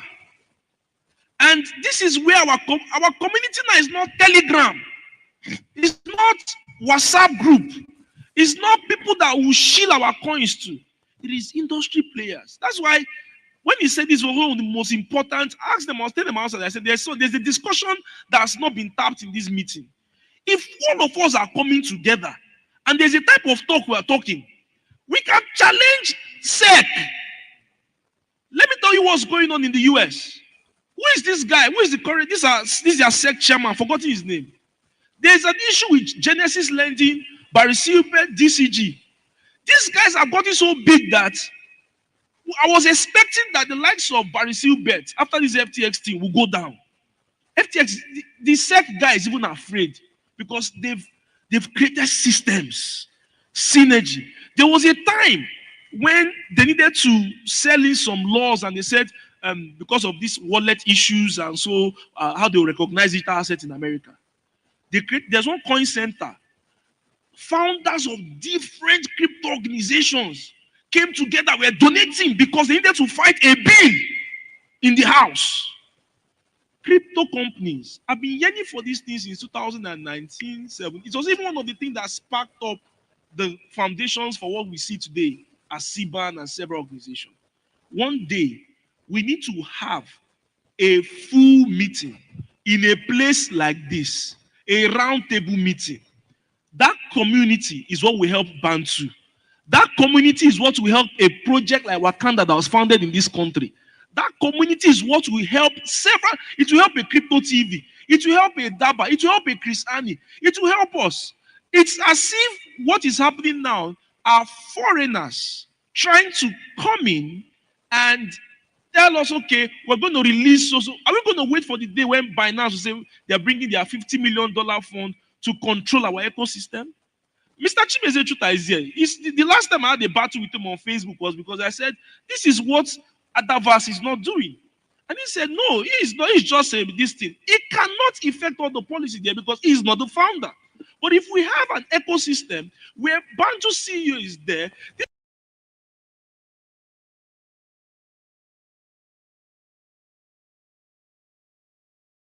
this person is there, we talk as Africans, and we now say, see, if we may need to push a policy in the Senate that requires us to now do a fundraising of 100 million, 200 million, that will make sure we push that policy. We do it together.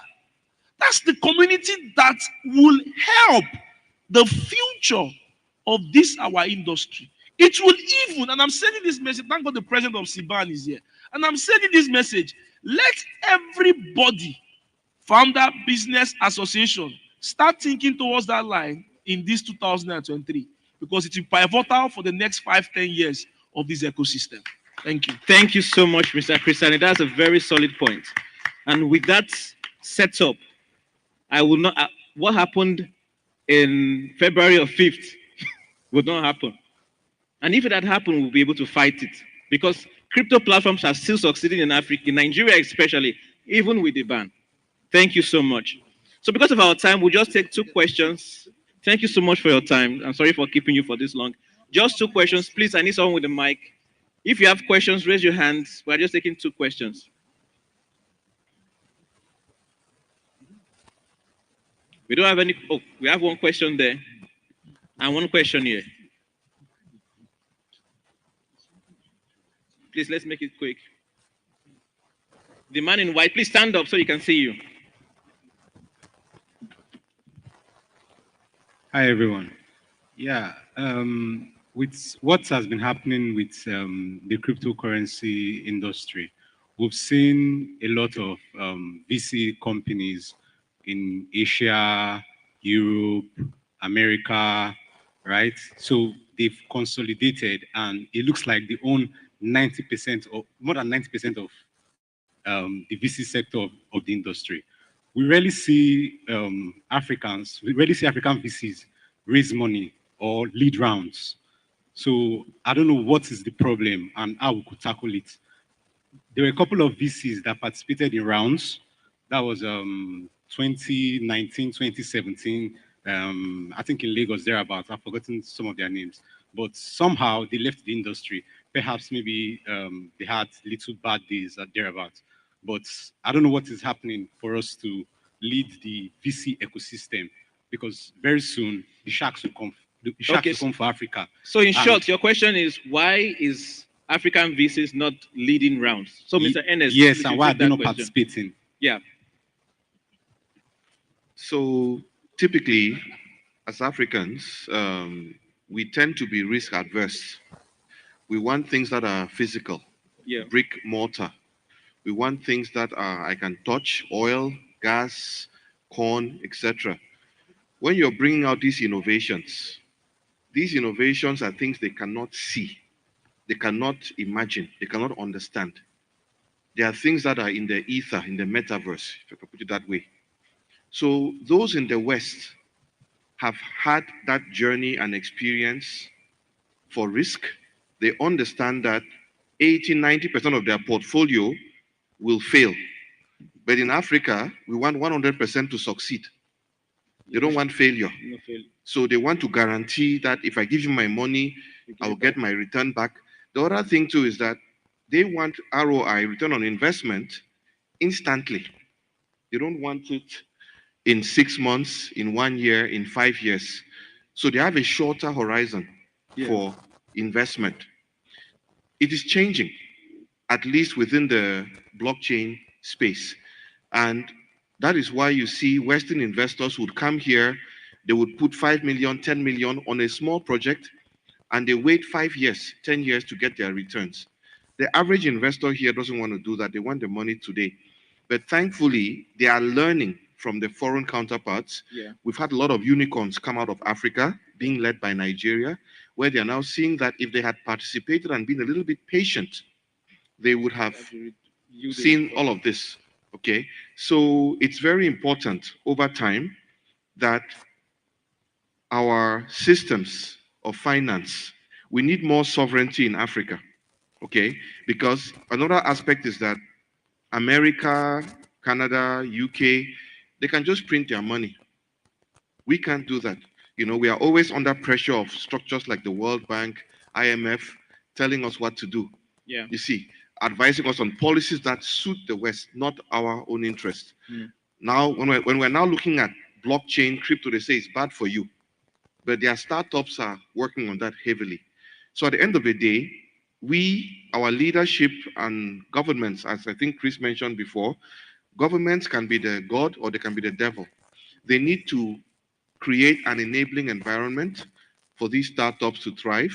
Yeah. Provide regulations, because investors that we met in a case like in Bantu, where somebody came to us and said, where is the share certificate? They were coming with their Harvard traditional finance mentality, whereas in blockchain is different. Yeah. So they had to be re-educated, and these were PhD holders who did not understand. And because of that PhD, maybe they were too arrogant to understand this small thing, which is now a big thing. Yeah. So when we have regulation, investors, banks become comfortable, because if they don't follow regulation, they will be fined billions of naira in Nigeria. Yeah. So that's why some of them don't want to invest, Invest. because they don't see the regulatory landscape is favorable for them. And they don't feel But safe. They don't feel safe. But in the West, that is there. In the West, if they invest money here, they lose it. They they can write it off in their taxes. Exactly. In some African countries, you still have to pay tax on what you lost, so to speak. So we are evolving. And that's why this year, 2023, is so critical for this acceleration. And I encourage anyone who is investing to begin to play a role in this space. Thank you so much. Before we get to you, please, the next person is here, so you can get a mic to him so that we can move along quickly. So I will get to after him. I will get to you. All right. So please. Okay. Yes. Another very important thing. The simple answer to your question is how clearly what Saines said was there is no liquidity. But let's also bear one thing in mind about VCs. Some of the VCs are actually Africans, but they go to fund managers abroad and keep their money. I don't know if you get what I mean. Do you know that back in the days when I used to be in the bank, that most of the very rich people, instead of directly investing in people, they actually go to fund managers, carry their monies, and keep it there for them to invest for them. And some of those funders discover Africa as a place to invest and come back and bring the money here. It goes back to what he's saying, because their monies are much more risk-free, protected there than it is here. Okay, so it's important to know. However, what we are now saying, so we should understand what we are saying now is that the money or the liquidity should come from here directly, knowing that it's coming from here. It goes back to where he started from. The moment we start coming together as an ecosystem, this thing is a cycle. We now have founders, and we now say we have crypto founders fund of 2 million, 5 million, $20 million. Why wouldn't we now use it directly for our own people? It's as simple as that. Thank you so much. So this is so cyclical. Yeah. And one problem is a multifaceted solution when we do the right thing. Thank you so much. So, Mr. Ani, please. Okay. All right. So, why I agree with Chris and Ernest and Victor on the need for Africans to play more visible role in VC funding for African projects is part of the African problem, the African question. Again, you get back to leadership. And again, I come back to Chris mentioning why the elections, the kinds of leaders we have in Africa, is really the foundation for most of these problems. Because we have leaders that don't have foresight. We have leaders that don't understand trends, global trends, and leaders that are stuck with the old ways of doing things. And this has impeded Africa's progress. So we, in as much as we want to have Africans in the VC space play more active role, but we are fundamentally disabled to compete at that global level. You know the challenges that we're facing at Bantu in funding, and that's part of the reason why at Adaverse, I've been in this ecosystem for quite a long time, playing different roles at different levels. We were there when we were trying to build communities. We were there when we tried to deal with the talent issues. Then people started building products. Then you have funding problem. So partnership with funding partners is part of the way to help a little bit. Do you understand? In as much as we wish that, it's Africans. In one of the training sessions that I facilitated for the CBN a couple of months ago, they asked me a question. Flutterwave is purported to be worth $2 billion. They asked me, is it true? I said, well, it is true. You say, how? In other words, do I believe that Flutterwave is bigger than Nigerian banks in terms of value put together? I said, well, it is true. Then they were now asking, so is it Nigerians that own Flutterwave? Flutterwave ownership is not up to 20% Nigerians. 85% of Flutterwave is owned by foreign VCs. So it is not even a Nigerian company. So how come supposedly Nigerian companies that are raising a lot of money are not even owned by Nigerians? Is it a problem with the founders? No. Is it a problem with the ecosystem? No. Governments have to take responsibility. And that's why I will encourage every one of us, especially you young people here, get your PVC, please. Get your PVC, please. You don't have to bear the burdens that you did not create. Do you understand me? You don't have to suffer for what you did not create. Change the governance.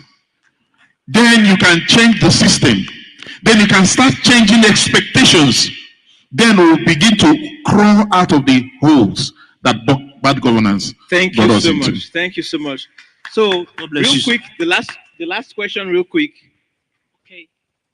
Okay, good afternoon, everyone. Good afternoon, the panelists. I want to ask this question, and this is a question that has been bothering me for a very long time since when I came into the crypto ecosystem. But although I started my crypto journey back then in 2020, but there was a time I tried to do a transaction, I think 2022, 2021, something like that. I tried to transfer uh, USDC from KuCoin exchange to Cheaper Cash when Cheaper Cash adopts crypto. Though, though I sent USDC via KCC. Please, Using because of KCC, our time, let's just get straight to the question. okay, using KCC exchange, KCC blockchain, I sent it to Cheaper Cash, which is the Ethereum exchange. Though they accepted the transaction, but the transaction cannot be tracked because my money did not landed on on the platform.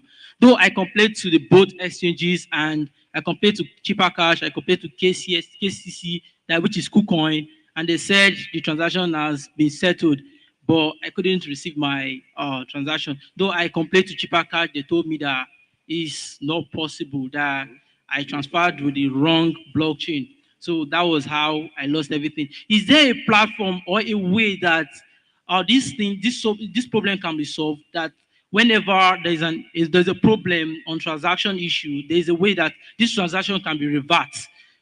But we can't just wait for other Europeans to solve this problem, whereby in Africa we can actually do this, and it's something that. So your question can be is, solved. can an errors transaction Yes, track be and solved. reverse? Yes, by Can be reverse. resolved? Yes, can be reversed. But who wants to take that question? I think that is not a problem. The problem you have is knowledge. So get more knowledge and know that there are different blockchains. And guess what? I'm very sure that when you are sending that money, there is a prompt message that pop up and you didn't read it. That said, make sure that you are sending to this blockchain. It happens as in that same stuff always happen, come up in every exchange. If you want to transfer money, you see a message, right? That will give you a note warning, or make sure that you are sending to this particular chain.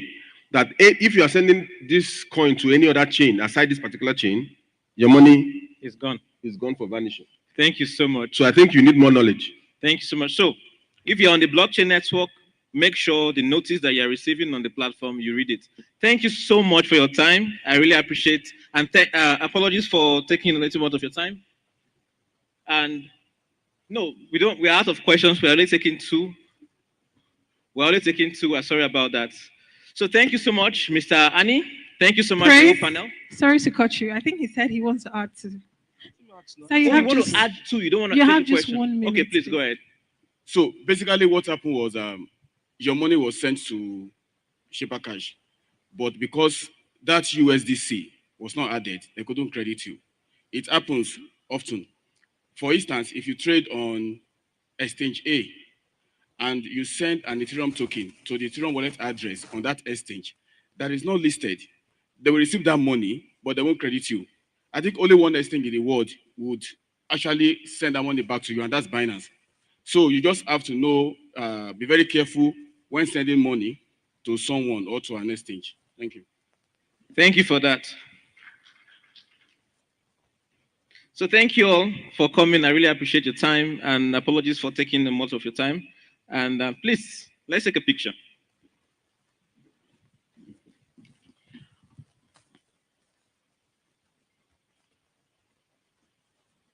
What a way to wrap up today's Africa Technology Expo 2023. A round of applause for our panelists. A round of applause for our panelists.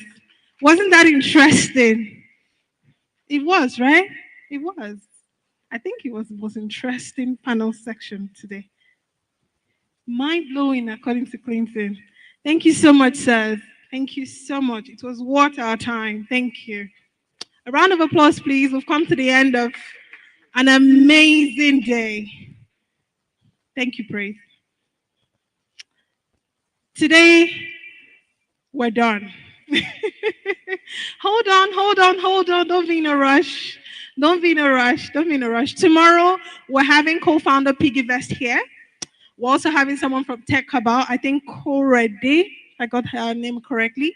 We have a lineup of amazing speakers. And we start on time tomorrow, 9 a.m. right here we start. So I advise you take advantage of it and leverage the platform. Feel free to network. I want to welcome Clinton for the closing remark. Clinton.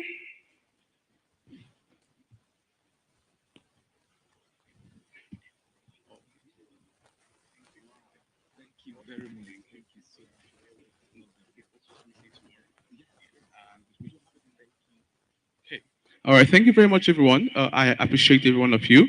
Looking forward to seeing you tomorrow. We are looking forward